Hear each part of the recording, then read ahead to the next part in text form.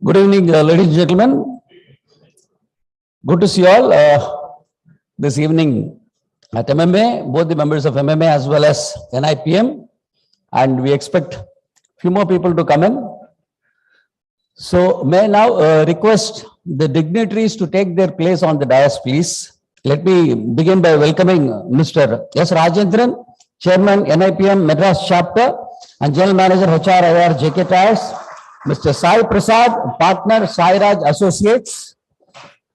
Mr. A. Soundararajan. Mr. Amal Das, Maria Susai. Mr. Ravichandran. And Mr. Matthew Gunasilan. So, ladies and gentlemen, let's welcome them all with a round of applause. And as you're all aware, today is a very, very interesting event. It's on code on wages and its implication, employee and employer perspective.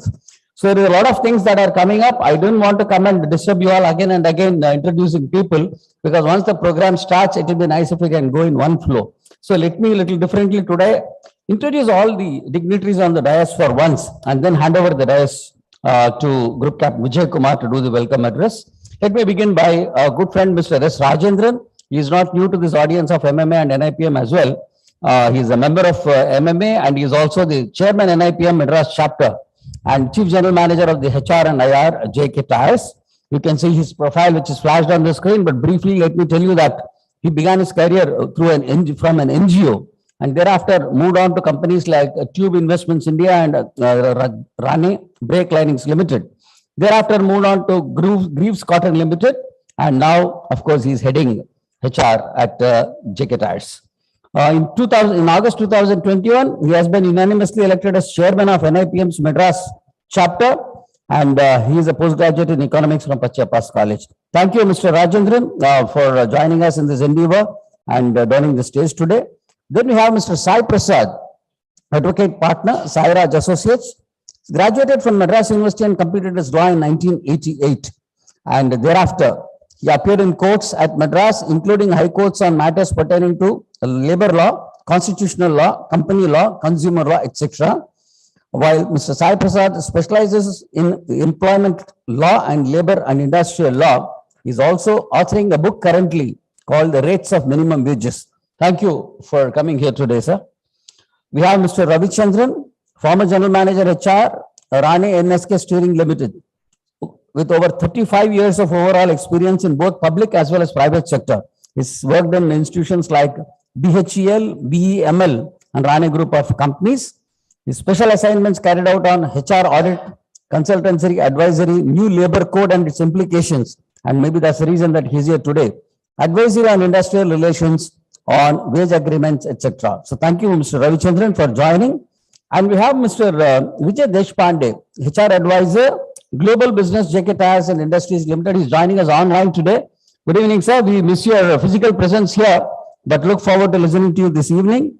Mr. Deshpande has again over 30 years of experience in HR.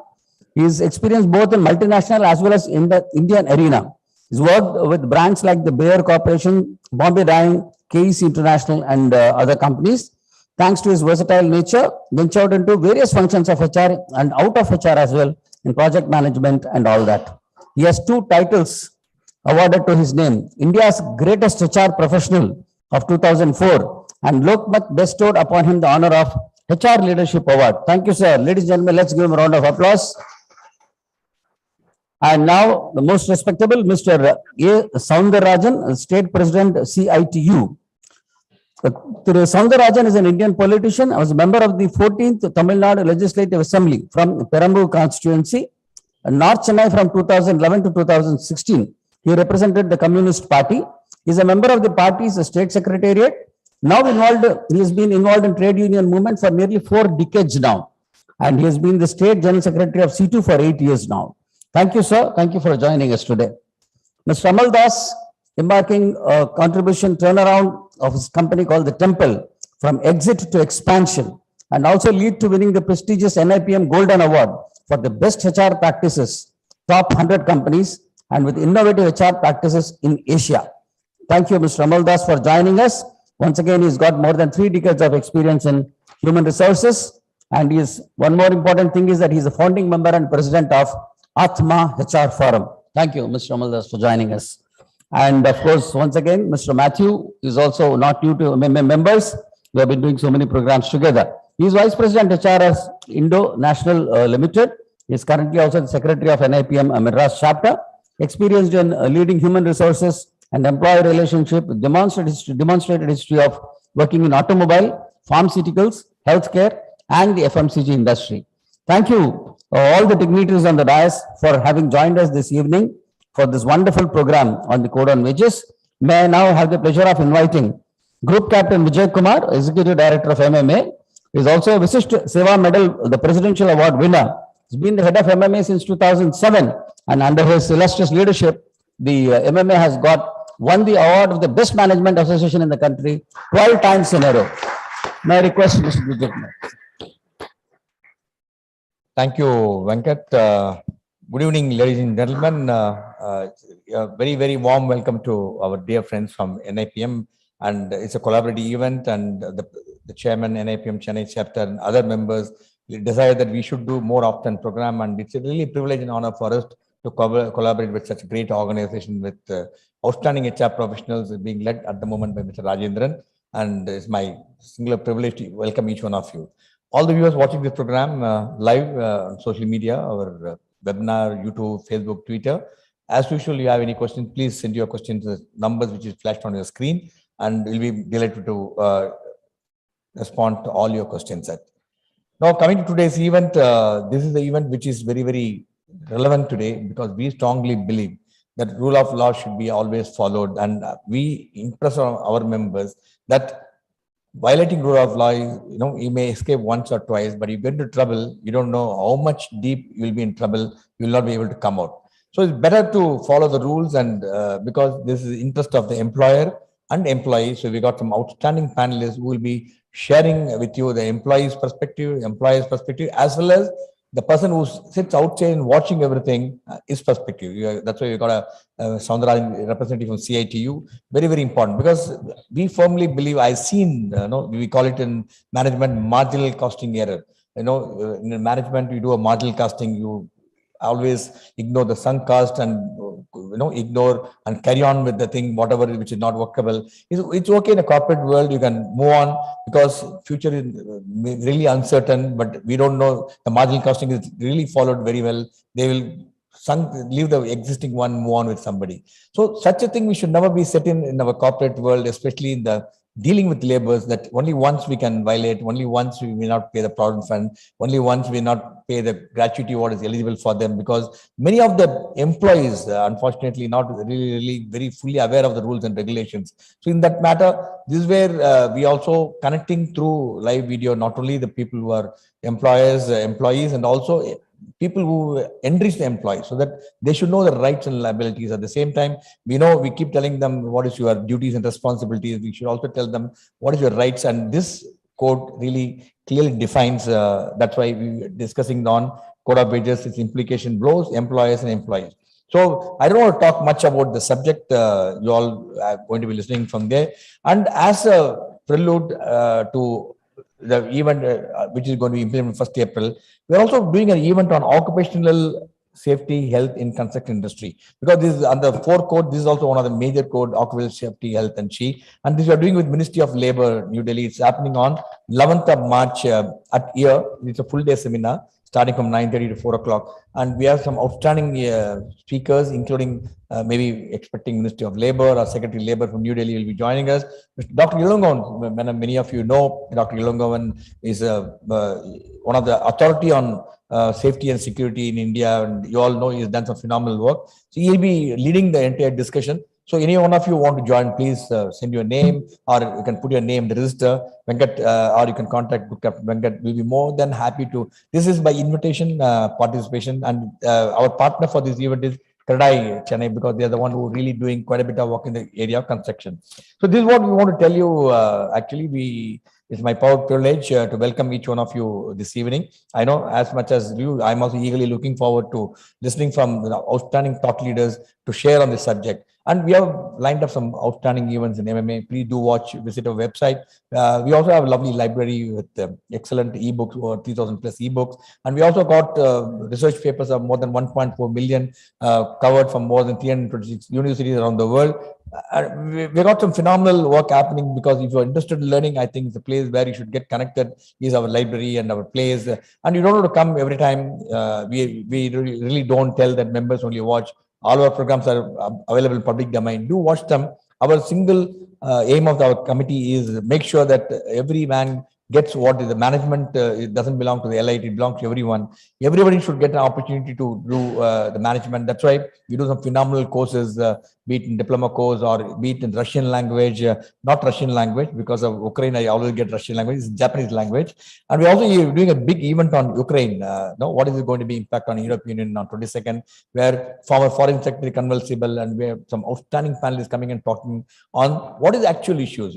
I know you'll be reading newspaper. So much of insights is given to you. And plus we have a flagship event, National Convention on 12th. We have a Women Convention. We have been engaging our members busy and keep giving them lots of knowledge. And in that endeavor, I'm really delighted to join NIPM in presenting this event. And this is only a beginning. That's what I told Rajendra. Let's collaborate, do some outstanding event, because two strong organizations get together. We should be able to produce some outstanding thought leaders to come and speak. That's our power of pull. Actually, we should make best use of it. And thank you so much. Once again, very warm welcome. Sit back, enjoy the evening. I'm quite sure it's going to be really, really enriching for each one of you. Thank you. Thank you, sir. Thank you so much.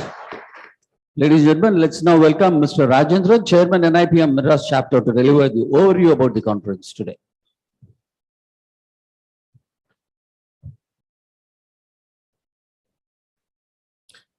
Good evening to all learned member of NIPM and MMA. It's really a great pleasure to collaborate with MMA once again. It's so many years we are collaborating with MMA and delivering a lot of good programs. And definitely it will not be possible unless otherwise the members are making a grand success. I thanks once again, and also once again a special welcome to our senior members like Dr. Ramakrishnan, Arvamadan, Shavaramadan and Monikam and Dominic, especially our National Secretary, Mr. Raja. I once again welcome for this program to make the grand success. See, the program suddenly come across because the 2 years back, the Parliament introduced the codes for various legislations to bring it to one umbrella, simplify and make the business easy. So based on that, now in the 2020, a lot of amendments have come and they wanted to take it forward this from April 2022 to implement this, and a lot of debates. So far the consolidate all 29 existing legislations. Also the uniformity, giving the definitions in all the laws. Moreover, if you see the emphasis on the more on use of technology and more accountability and transparency in that almost all the acts, and effective enforcement, also easy of implementation, keeping in that word all overview only the all acts and codes been bring into the 4 codes.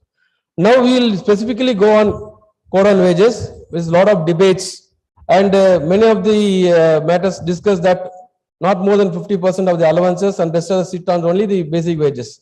that come across and a lot of panic created because many of our many companies do less basic wages and give more to the allowances and reduce the burden of the company. That is what in general they have to do, that to protect the interest of all the employees as well as to keep in the future that they should take a comfortable take home at the retirement stage, like gratuity, even PF earnings. That code, that certain definitions has fixed and the thresholds has been fixed.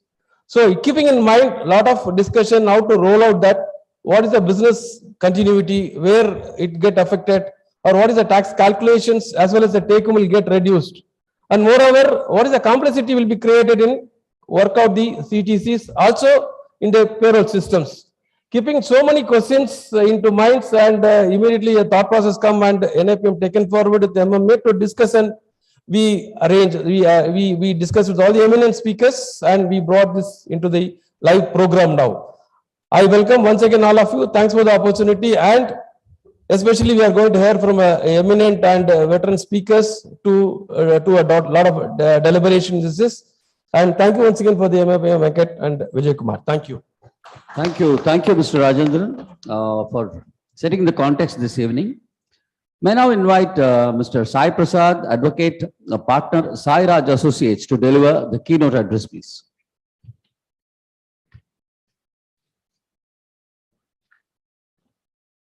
Good evening, everyone. Oh, thanks to COVID, these 4 labor codes have been elaborately discussed in various seminars, online seminars, and so on and so forth. I'm not going to trouble too much on once again reiterating or repeating whatever has been already been familiar. I would only perhaps set the context as the panel set the context for a discussion by the panel.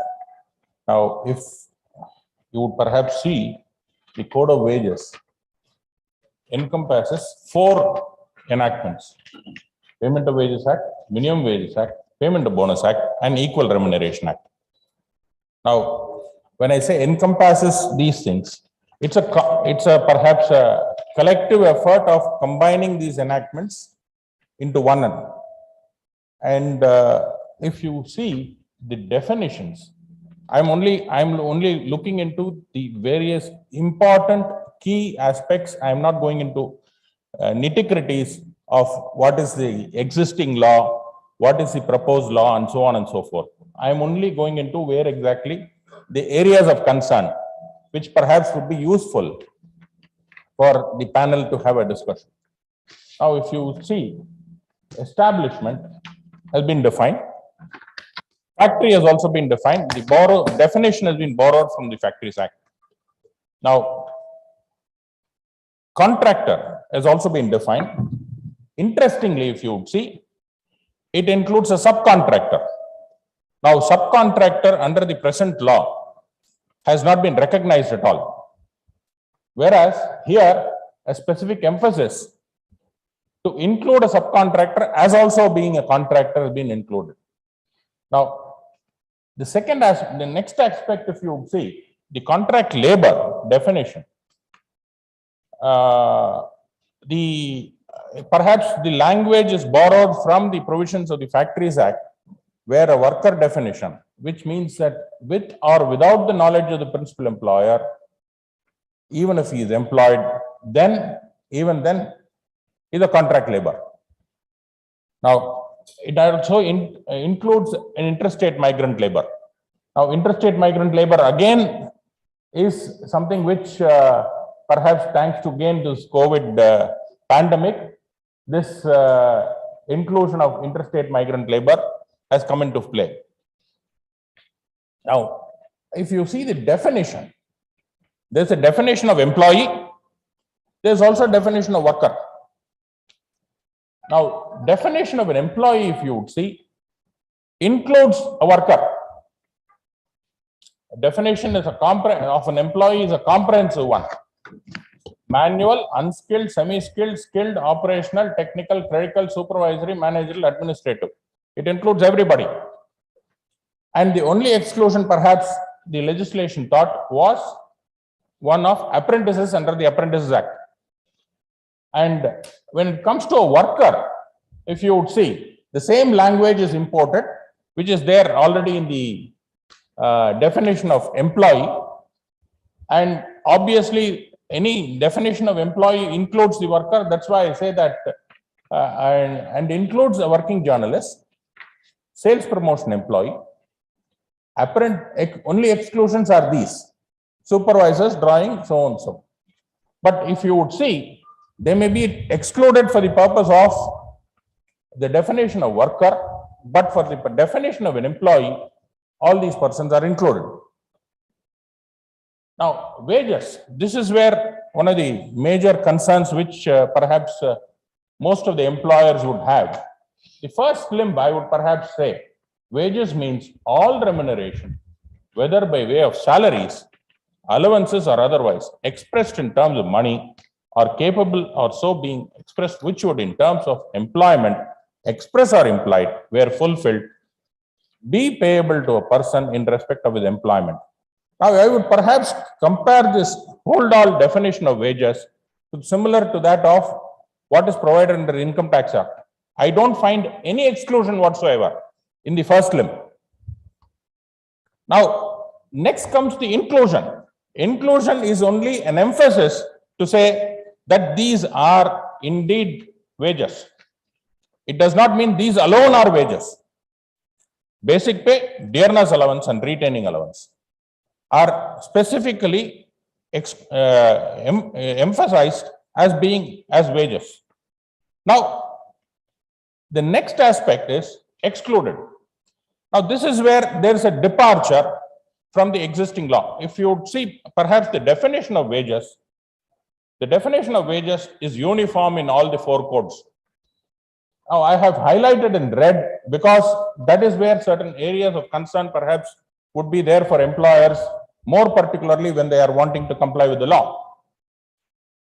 First is any bonus payable under any law for the time being in force, which does not form part of remuneration payable under the employment. Now, if you would see, the definition says bonus payable under any law. Normally, employers have the practice of performance bonus, which does not contemplate, it is not relatable to any provisions of law. Now, whether that is excluded, in my respectful view, no. Value of house accommodation, people would know any house accommodation provided, that I'm just skipping it off. Any contribution payable by the employer to pension or provident fund and interest which may be accrued. Now, any conveyance allowance and traveling concession, any sum paid by employed person to defray special expenses entailed by him. House rent allowance is excluded. Remuneration payable by him, payable under any award or settlement between the parties, and an order of terminal. This is another issue which perhaps may be an area of concern. Now, any overtime allowance, this again is going to be a matter of concern. Any commission payable. Now, any gratuity payable on termination of employment, any retrenchment compensation. Now, these are specifically excluded. Now, if you would see, exclusions are specific. In other words, if your payment, whatever you may pay, does not specifically attract any of the exclusions, then automatically it falls within the first limb of the definition of wages, then automatically it becomes wages. Now, the first proviso is again interesting. This is an interesting insertion which has been brought about by the present wage code, and which again is also similar to all the codes, where they say that if exclusions under A to I excludes one half or such other person as may be notified by the government. Now, for one half, which means 50%, now the government is empowered to notify it. Instead of 50%, they can also increase it to 55%. They can also increase it to 60%. That is the power of the government. all remuneration calculated under this clause, the amount which exceeds 1/2 or such percentage shall be deemed to be remuneration. Now, this is an issue which again would perhaps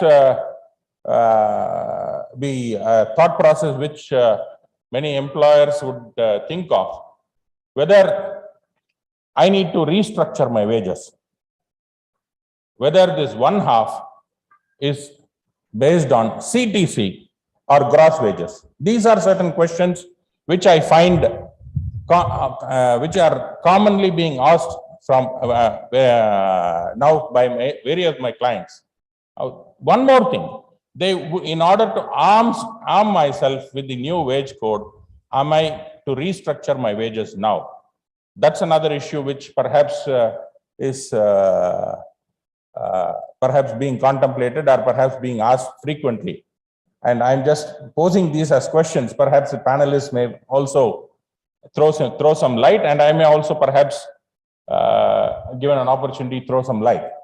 Now, explanation: value of wages in kind shall not exceed 15%. Now, minimum wages. Now, there is a departure from the existing position. Now, the position as it stands now is that minimum wages is being notified for scheduled employments. There are scheduled employments notified by the central government. There are notified scheduled employments by the state government. In other words, you may have a security guard working in a general engineering and fabrication industry who is directly employed by the company being paid X money, whereas an employee who is employed as a security guard in a leather garment industry may be paid a different sum. Now, this is a departure now. You are going to have a situation where the employment is based not on scheduled industry, but it is based on the nature of work performed by them. In other words, you will find a situation where you may have an industry where you will have about 50% of your employees who are not perhaps notified within the scheduled list of employees. You will have 50% of the employees who are listed within the scheduled employees. Now, in other words, the nature of work determines the minimum wages. The natural consequence would be a security guard, whether he is employed in the general engineering or fabrication industry, whether he is employed in the leather industry, whether he is employed in a salt pan, everybody would be getting the same wages as notified. This is a major departure when it comes to the minimum wages. Of course, these are again a reiteration of whatever is there in the existing law for time rate and piece rate, by the hour, by the day, by the month, and so on and so forth. So I would perhaps say that these are certain questions which perhaps under the circumstances would be a moot thought, which would be necessary for us to debate. Do we need to restructure the wages from the existing structure? Second, whether the 50% wages would be on gross or whether it is on CTC. The third, as I told you, effect of minimum wages on the new wage code. Now, the fifth one, again, important, whether I am entitled to reduce, if I am paying Provident Fund or ESI contribution on more than 50% as it's now, am I entitled to reduce it to 50% by virtue of the implementation of the new wage code? These are certain things which perhaps I would think that it is necessary for the panelists to apply their mind and perhaps give their thoughts to these questions. Thank you. Thank you, Mr. Sai Prasad. I think that was a very, very insightful address and very concise as well. And I think you've raised many interesting issues there and laid out the parameters for the panel to discuss this evening. So I think let's welcome the panelists now, led by, moderated by Mr. Ravichandran, who's there on the dais. Mr. Vijay Deshpande, who joins us online from Mumbai. Mr. Vijay, we are audible, sir? Yeah, you're muted, I suppose. Yeah, I can hear you. I can hear you. Great, Are great, you able sir. to hear me? Yeah, your audio is clear. Thank you. Then we have Mr. Soundararajan and Mr. Ramal Das. So may I now request Mr. Ravichandran to lead the discussion, please.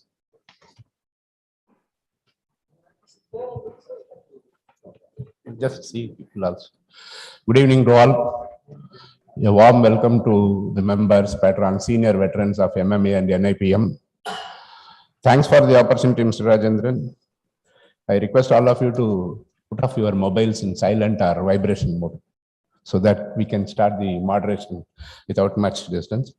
Myself, Ravichandran, has been given the job of facilitation rather than moderation.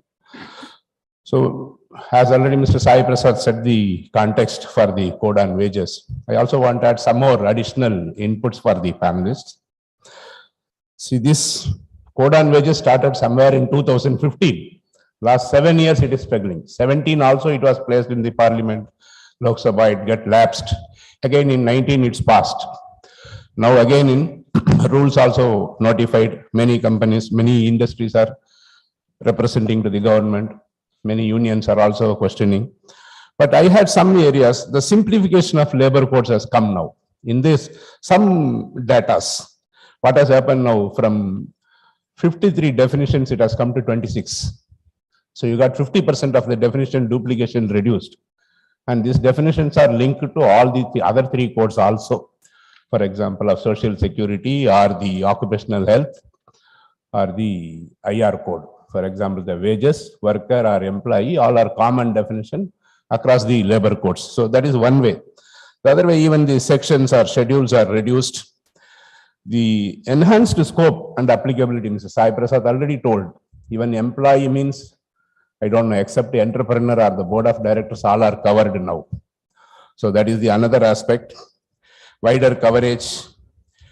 In fact, many companies started even revisiting their salary structure also. I'm not going into that deep.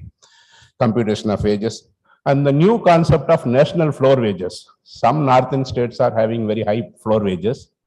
If the national floor wages are going to be fixed above that or at par with that is also another question to be answered by the distinguished panelists. The penalties are increased manyfold, 10 times. Even a minor deviation will be 10-fold penalties. Overtime regulations are there. One consolation fact is Inspector Raj to Inspector come Facilitator Raj. We have to see how far it is going to be.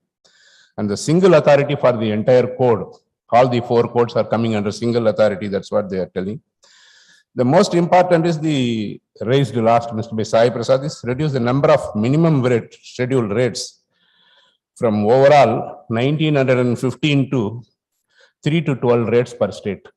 That's what the code on wages try to present. This is just information we need to put to the panelists so that they can answer to our questions.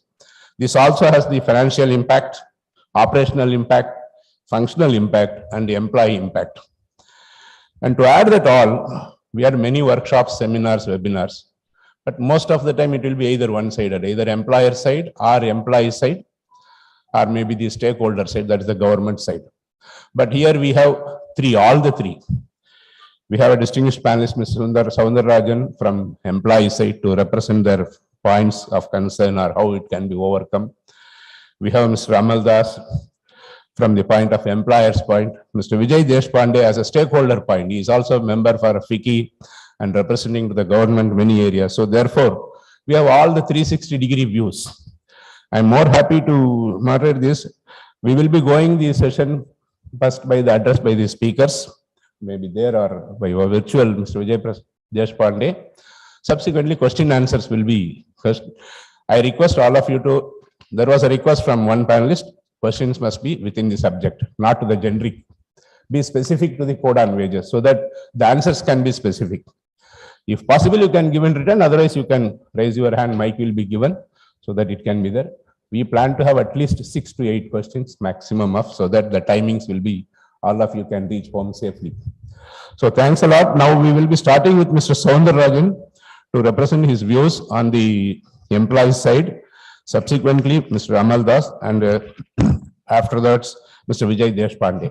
The question and answer will be at the end of the speeches. Thank you all. I request Mr. Soundararajan to.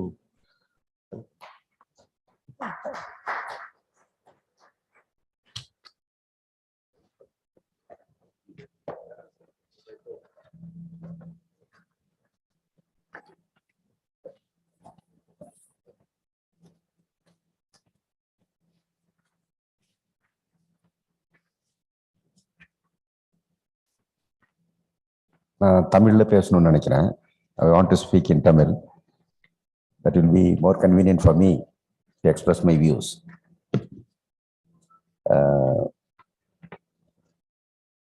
இந்த code on wages அல்லது இந்த other 3 codes, மொத்தம் 4 codes, அது எதுக்காக கொண்டு வரப்பட்டது என்று அமைச்சரும் அரசும் சொல்லக்கூடிய எல்லா வாதங்களும் சொத்தையானவை.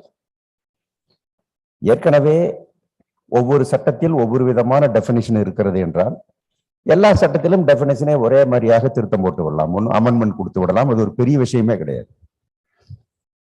அதே மாதிரி ஒரு கான்ட்ராக்ட் லேபருக்கு தனி சட்டம் இருப்பதும், ஒவ்வொரு துறைக்கு நீங்க இப்ப மைன்ஸ் பாத்தீங்கன்னா மைன்ஸ் ஆக்ட் இருக்கிறது, பிளான்டேஷன் ஆக்ட் இருக்கிறது, இப்படிப்பட்ட சட்டங்கள் இருப்பது மிக மிக அவசியம்.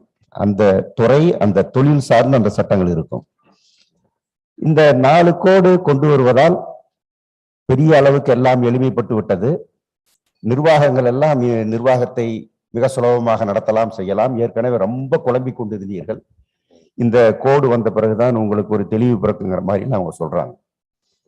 இந்த கோடு என்று அவர்கள் ஆக்குவதற்கு பின்னால் தொழிலாளர் பாயிண்ட் ஆஃப் வியூல, எங்களுடைய பாயிண்ட் ஆஃப் வியூல ஏற்கனவே இருக்கிற கடந்த 40 ஆண்டுகளாக அவர்கள் அகற்ற விரும்பிய சில விஷயங்களை அகற்ற முடியாமலே இருந்தது சட்டத்துல.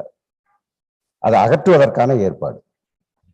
அதை சிம்பிளா அமெண்ட்மெண்ட்னு கொண்டு வந்தா அதுக்கு வரக்கூடிய எதிர்ப்பை விட இதையெல்லாம் நாங்க கோடிஃபை பண்றோம், இதையெல்லாம் இப்படி சிம்பிளிஃபை பண்றோம் அப்படின்னு சொன்னா அது சுலபமாக கொண்டு போக முடியும் என்கிற நம்பிக்கையோடு அவர்கள் செய்கிறார்கள் என்பதற்கு மேல் இதுல வேற எந்த பெரிய விஷயமும் இல்லை. இந்த 4 கோட்லையும் மிக அதிகமான விஷயங்கள் ஏற்கனவே இருக்கிற சட்டங்கள் இருக்கிறது அப்படியே திருப்பி வந்திருக்கு. அவர் சிலர் சொன்னார், இந்த வாசகம் ஃபேக்டரி ஆக்ட்ல இருந்து எடுக்கப்பட்டிருக்கிறது, இதன் வார்த்தை உள்பட அப்படியே தான் இருக்கு. அதுல ஒன்றும் எந்த பெரிய மாற்றமும் இல்லை. சில விஷயங்கள், மிக மிக முக்கியமான விஷயங்கள், தொழிலாளர்களுக்கு பாதகமாக ஏற்கனவே இருப்பதை விட நிர்வாகத்திற்கு சற்று சுமை தரக்கூடிய சில விஷயங்கள் அதுவும் இருக்கிறது. அதையும் அவர்கள் செய்திருக்கிறார். அது தொழிலாளிக்கு எதிராக 10ன்னா நிர்வாகத்துக்கு ஆதரவாக 1 அப்படிங்கிற மாதிரி இதுல சில காரியங்கள் செய்யப்பட்டிருக்கின்றன. அதுவும் கூட செய்யாமல் இருக்க முடியாது. அந்த காரியத்தை முதலாளிகளுக்கு எதிராக செய்யாமல் இருக்க முடியாது என்பது அவன் சொல்லுகிற போது உங்களுக்கு தெரியும். இதுல என்னன்னா, இப்ப அவர் சொன்ன மாதிரி 50% அப்படிங்கிறதுக்கு பின்னாடி ஒவ்வொன்றுக்கு பின்னாடியும் அதை அமுல்படுத்துற போதுதான் அதனுடைய இது தெரியும். இப்ப 50%க்கு மேல பேசிக் வேஜும் டியர்னஸ் அலவன்ஸும் இருக்கக்கூடிய கம்பெனிகள் இருக்கு. இப்ப இருக்கு பல ஒப்பந்தங்கள் இருக்கு. இப்ப நான் என்னுடைய இதுலயே இருக்கு. இப்ப இதுக்கு பிறகு என்ன ஆகும்னா, சட்டத்திலேயே 50% சொல்லியிருக்காங்க, அதனால 50% வச்சுக்கலாம், அதுக்கு மேல கிடையாதுன்னு சொல்லுவாங்க. நீங்க ஒரு ஊதியம் தொடர்பான ஒரு விஷயத்துல இது எவ்வளவு இருக்கலாம், அது எவ்வளவு இருக்கிறாங்கிறதுல ஒரு உச்சவரம்பு வைக்க வேண்டிய அவசியம் கிடையாது. உச்சவரம்பு நீங்க சொன்னாலே அர்த்தம் என்னன்னா, நீங்க தொழிலாளியை குறிப்பிட்ட இடத்துல பிக் பண்ண பாக்குறீங்கன்னு அர்த்தம். அதே மாதிரி இப்ப நீங்க ப்ராவிடன்ட் ஃபண்டுக்கு அவர் கேட்டாரு, 50%க்கு மேல இருக்கிறவங்க ப்ராவிடன்ட் ஃபண்ட் இப்ப எக்ஸ்ட்ரா கட்டிக்கிட்டு இருக்காங்க. இப்போ அதை திருப்பி குறைக்க வேண்டி வருமா அப்படிங்கறதான் நம்முடைய சார் கேட்ட கேள்வி. அது எனக்கு ஒரு நம்பிக்கை என்னன்னா, ஒருவேளை அப்படி குறைச்சாங்கன்னா நாங்க கோர்ட்டுக்கு போய் நேச்சுரல் ஜஸ்டிஸ் ஏற்கனவே இருக்கிறத குறைக்க கூடாது என்று உங்களை வச்சே வாதாடி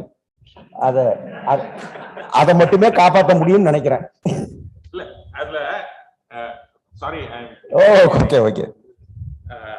அதுல என்னன்னாக்கா, முக்கியமா இதை பாதிக்கக்கூடியது 2 சட்டங்கள். ஒன்னு ப்ராவிடென்ட் ஃபண்ட், ரெண்டாவது கிராச்சுவிட்டி. ப்ராவிடென்ட் ஃபண்டை பொறுத்தளவுல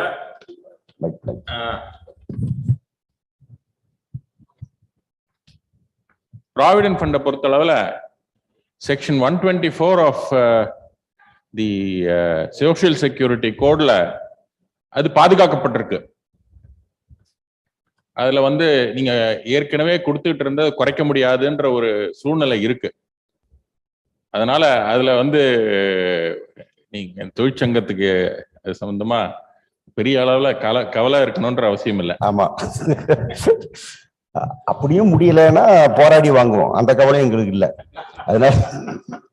அதனால ஏற்கனவே கொடுத்ததை எடுக்கிறதுங்கிறது அவ்வளவு சுலபம் அல்ல என்பதற்காக சொல்ல வரேன். பட் அதுக்கான வாய்ப்பு இந்த 50%ங்கிறதுல இருக்கு. நான் ஏன் கொடுக்கணும் அப்படின்னு சொல்றதுல இருக்கு. லிட்டிகேஷனே இல்லாம போயிரும்னு ஒரு ஆர்குமெண்ட் இருக்கு இந்த கோடிஃபிகேஷன்ல. ஏராளமான லிட்டிகேஷன் வர்றதுக்கான வாய்ப்பு தான் இதுல இருக்குதுங்கிறத நான் சொல்ல விரும்புறது. அதே மாதிரி இந்த 4 கோட்லயுமே நீங்க பாத்தீங்கன்னா state government may pass certain things are amend certain things நிறைய வரும். மே மே மே எங்க மேங்கிறதுக்கு சட்டத்துல எங்க இடம் இருக்கு? சட்டனால ஷெல் செய்யணும், அவ்வளவுதான். செய்யலாம் அப்படிங்கிற மாதிரி நீங்க போட்டீங்கன்னா அதனுடைய பொருள் என்னன்னா, மெஜாரிட்டி ஸ்டேட்ஸ்ல இத வந்து தப்பா அவங்க பண்றதுக்கு முயற்சி பண்ணுவாங்க. அப்படி பண்ற போது that will lead to litigation. ஏராளமான லிட்டிகேஷன் வரும். லிட்டிகேஷன் வர்ற போது கவர்மெண்ட் இதை போடுற போது என்னென்ன பார்த்துருக்கணும், ஏற்கனவே வந்திருக்கிற ஏராளமான ஜட்ஜ்மெண்ட்ஸ் இருக்கு, தீர்ப்புகள் இருக்கு. அந்த தீர்ப்புகள் அனைத்துமே சட்டம் தானே. அந்த தீர்ப்புகளையும் கணக்கில் எடுத்துக்கொண்டு அவங்க இந்த சட்டத்தை நீங்க ஃப்ரேம் பண்ணிருக்கணும். பல தீர்ப்புகளும் இப்போ உதாரணமா நீங்க வந்து மினிமம் வேஜஸ் என்று எடுக்கும்போது ரெப்டகாஸ் பிரட்டினுடைய தீர்ப்புங்கிறது தான் பேஸ். அதுக்கு முன்ன 1957ல மினிமம் வேஜஸ் எப்படி உண்டாக்கணும், எப்படி கொண்டு வரணுங்கிறதுக்கான ஃபார்முலா இருக்கு. இந்தியன் லேபர் கான்ஃபரன்ஸ் 1957ல வச்சது. அப்புறம் 1922 வரைக்கும் நடந்த இந்தியன் லேபர் கான்ஃபரன்சஸ்ல மீண்டும் மீண்டும் அந்த ஃபார்முலா வலியுறுத்தப்பட்டது. ரெப்டகாஸ்பரனுடைய ஃபார்முலா வலியுறுத்தப்பட்டது. இந்த கோடு வந்தபோது தொழிற்சங்கங்கள் சார்பில் இந்த ரெப்டகாஸ்பரனுடைய தீர்ப்பும் ஏற்கனவே இந்தியன் லேபர் கான்ஃபரன்ஸினுடைய ஃபார்முலாவும் அதே மாதிரி அக்ராய்ட் ஃபார்முலா 2600 கல்லூரி இதெல்லாம் ஏராளமா இருக்கு. இந்த எல்லா விஷயங்களையும் கணக்கில் எடுத்துக்கொண்டு அந்த ஃபார்முலாவை இதுல இன்கார்பரேட் பண்ணணும், இந்த சட்டத்தில் இந்த கோட்ல அது வரணும் அப்படின்னு வந்து வலியுறுத்தினாங்க. Standing committee, parliamentary standing committee வலியுறுத்தியது, எல்லாம் சொன்னாங்க. ஆனா அவங்க வந்து அதை கொண்டு வரல. பிறகு ரொம்ப கடுமையா வலியுறுத்தின பிறகு இப்ப சென்ட்ரல் ரூல்ஸ்ல 2019ல கொண்டு வந்த ரூல்ஸ்ல அது இருந்தது, அது சேர்த்தாங்க, அந்த ஃபார்முலாவை இன்கார்பரேட் பண்ணாங்க. அதுக்கப்புறம் 2020ல இன்கார்பரேட் பண்ண ஒன்ன போட்டுட்டு இன்னைக்கு வரைக்கும் அந்த ரூல்ஸ் வந்து அமலுக்கு வர மாட்டேங்குது, தடுமாறிக்கிட்டே இருக்கு. ஏன் தடுமாறிக்கிட்டு இருக்குன்னா எங்க சந்தேகம் என்னன்னா, முதலாளிகள் தரப்புல இருந்து கடுமையான அழுத்தம் இருக்கிறது. நீங்க இந்த ஃபார்முலாவை இன்கார்பரேட் நீங்க பண்ணீங்கன்னா அது நல்லது இல்லை அப்படிங்கிற ஒரு இது இருக்குதுங்கிறது சந்தேகம் எங்களுக்கு இருக்கு. கவர்மெண்ட் வந்து அதனால வந்து இப்ப வந்து யோசிச்சுட்டு இருக்காங்க, அவங்க கோட்லயே கொண்டு வந்திருக்கணும் எல்லா சட்டங்களிலும். ஏன்னா இது வந்து 57ல இருந்து கஜேந்திர கட்கர் காலத்துல இருந்து வந்திருக்கக்கூடிய ஒரு ஃபார்முலாவை நிராகரிக்கிறதுல எந்த விதமான இதுவும் கிடையாது. மினிமம் வேஜஸ் போடுற போது என்ன பண்ணணும், என்ன ஃபார்முலாங்கிறதுக்கு வந்து அமெரிக்கால, ஜப்பான்ல, ஜெர்மன்ல எல்லா ஊர்லயும் அதுக்கான ஃபார்முலா இருக்கு, எல்லாம் இருக்கு. அதெல்லாம் பேஸ் பண்ணி தான் நம்ம ஃபார்முலா நாம உருவாக்கி இருக்கிறோம். அக்ராய்டே ஒரு ஐரோப்பியன் தானே. ஆகவே அந்த விஷயங்கள் வந்து இதுல வரலங்கிறது வந்து பாதகமான விஷயம். இந்த கூலி அப்படின்னு வர்ற போது அதுல என்ன குறைக்க முடியும் அப்படின்னு யோசிக்கிறத விட நமக்கு என்ன முடியும், அதுல வந்து என்ன பண்ண முடியும். இப்ப நீங்க இந்த இதை இப்போ கூலியை பார்க்கிற போது ஒரு விஷயம் இதுல இந்த சட்டங்களை திருப்பி திருப்பி என்ன சொல்றாங்கன்னா, தொழிலாளர்கள் மீண்டும் வேலைக்கு வருவதற்கு அவங்களுடைய ஃபேமிலி ஹெல்த் கண்டிஷனோட இருக்கிறதுக்கான சம்பளம், நான் என்ன கொடுத்தனோ அதுக்கேற்ற சம்பளம் இல்லை, நாளைக்கு உயிரோட திருப்பி வரணும், ஏற்கனவே இருந்த எனர்ஜியோட வரணும், to replenish that last energy, அதை வந்து நான் பண்றதுக்கு மட்டும் கொடுத்தா போதும் அப்படிங்கிற மாதிரியான ஒரு ஒரு எழுதப்படாத தேரி ஒண்ணு இருக்கு. அதுதான் அமலாகிட்டு இருக்கு. இந்த சட்டத்துல தெளிவா எழுதியே வச்சிருக்காங்க, இந்த ரெண்டுக்காகத்தான் அப்படிங்கிற மாதிரி. இப்ப அப்படி வர்றபோது நீங்க வந்து என்ன நான் கொடுத்தேன், என்ன உற்பத்தி கொடுத்தேன், அதனால என்ன உங்களுக்கு சர்ப்ளஸ் வேல்யூ கிடைச்சது, how much value I have added in the production process அப்படிங்கிறத வச்செல்லாம் நம்ம கொடுக்கறது இல்லை. அதுலெல்லாம் கொஞ்சம் ஃபிளெக்சிபிலிட்டி, அதெல்லாம் கொஞ்சம் நெளிவு சுழிவா தொழிலாளிகளுக்கு இன்னைக்கு ஏற்பட்டு கொண்டு நீங்க பாத்தீங்கன்னாக்கா இன்கம் இன்இக்வாலிட்டிங்கிறது வந்து பிகமிங் பினாமினல். ஃபேக்டரிக்குள்ள அவன் கண் எதிரிலேயே தெரியுது அவனுக்கு எப்படி வருமானத்துல வந்து ஏற்றத்தாழ்வு பெருகிட்டே போகுது. ஒட்டுமொத்த சொசைட்டியில தமிழ் இதுல உலகம் முழுவதும் அதுக்கு பிரச்சனை. ஐஎல்ஓவே அது வந்து ஒரு கடுமையான பிரச்சனையாக இன்னைக்கு பேச ஆரம்பிச்சிருக்கு. இன்டர்நேஷனல் லேபர் ஆர்கனைசேஷன் இது ஒரு பெரிய பிரச்சனை ஆகிட்டு இருக்குன்னு. இப்ப இந்த சூழ்நிலை மேல நாம இன்னும் கொஞ்சம் இப்போ ஒரு ஜான் வயிறே இல்லாவிட்டால் உலகத்தில் ஏது கலாட்டா, அதான் வந்து அடிப்படையான விஷயம். அதுல நாம கொஞ்சம் பிளெக்சிபிளா இருந்தோம்னால எந்த இதுவும் வராது, மற்றது வராது. அதுக்கான முறையில நம்ம முயற்சி பண்ணணும். ஊதியத்தை நிச்சயிக்கிற போதும் இன்னைக்கு நீங்க ஜப்பான்ல என்ன பெரிய ஒரு கேள்வி வந்திருக்குன்னா, நாம வந்து மினிமம் வேஜஸ் வந்து இப்ப இருக்கிறத விட இன்னும் 1 மடங்கு உயர்த்தாவிட்டால் ஜாப்பனீஸ் எக்கானமியே கொலாப்ஸ் ஆயிடுங்கிறான். The purchasing capacity has gone down. If you want to retain the Japanese economy as the at least third in the world, you have to increase the minimum wages of the workers. அதுதான் அங்க இருக்கிற இப்போ அங்க அமைக்கப்பட்ட ஒரு பெரிய committee கொடுத்திருக்கிற தீர்ப்பு. அதனால இந்த ஊதியத்தை பொறுத்தவரையில அரசாங்கம் இப்ப சொல்ற மினிமம் வேஜஸ் என்கிற அந்த தொகை இப்ப 378 சொல்லிருக்காங்க. 2018ல 178 ரூபாய் ஃப்ளோர் லெவல் வேஜஸ் அறிவிச்சாங்க. 178 rupees. நீங்க கற்பனை பண்ணி பாருங்க எப்படின்னு. அது வந்து நினைச்சே பார்க்க முடியல. அதுக்கப்புறம் இப்ப வந்து 378ங்கிறாங்க. 5 லொகேஷன் சொல்றாங்க. அதுல கொஞ்சம் கூடுதலா கொடுக்க வேண்டிய லொகேஷன் வந்து நார்த் ஈஸ்ட். நீங்க வந்து ஹில்லி ஸ்டேஷன்ல வந்து விலை அதிகமா இருக்கும். ஹில்லி ஸ்டேஷன்ல வந்து காஸ்ட் ஆஃப் லிவிங் அதிகமா தான் இருக்கும், எல்லாமே அதிகமா தான் இருக்கும். இப்ப நீங்க வந்து திரிபுராவில் போனீங்கன்னாக்கா உப்பு 1 கிலோ 120 ரூபாய். இப்ப சில விஷயம் அவனுக்கு கிடைக்கவே கிடைக்காது, அந்த மாதிரியான விஷயங்கள். அதே மாதிரி நீங்க தமிழ்நாட்டில் எடுத்தீங்கன்னா காஸ்ட் ஆஃப் லிவிங் வந்து குன்னூர் இண்டெக்ஸ் நீங்க பாத்தீங்கன்னா அதிகமா இருக்கும் எப்பவுமே.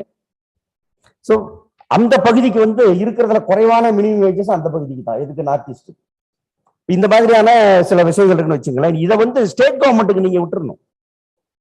ஃப்ளோர் லெவல் வேஜஸ் அப்படிங்கிற பேர்ல இந்தியா முழுமைக்கும் நான் இப்படி ரீஜனலா பிரிக்கிறேன் என்று சொல்லி பேசுவதுங்கிறதே வந்து நடைமுறை சாத்தியம் அல்ல.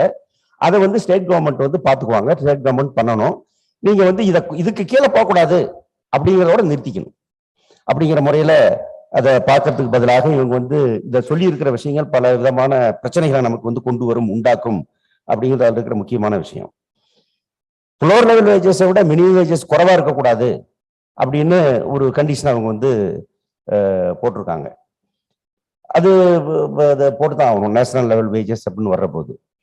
அப்போ அதுல இது சொல்லப்படாத விஷயம் என்னன்னா இவ்வளவு கொடுத்தா போதும்னு. இன்னைக்கு சில இடங்கள்ல வந்து கூடுதலாக நம்ம வாங்குறதுக்கான வாய்ப்பு இருந்தா கூட national level floor level wages தானே, இதுக்கு மேல எதுக்கு நீங்க கேக்குறீங்க அப்படின்னு கேட்கறதுக்கான வாய்ப்பு அதிகம் தானே. கோர்ட்டுக்கு போனா கூட பாருங்க நாங்க வந்து national level floor level wages கொடுத்துட்டோம், அதுக்கு மேல இவங்க வந்து தகராறு பண்றாங்க அப்படின்னு சொல்றதுக்கான வாய்ப்பு இருக்கு.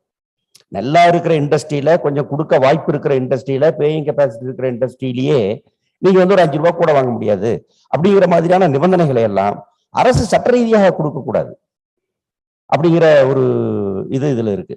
அடுத்து வந்து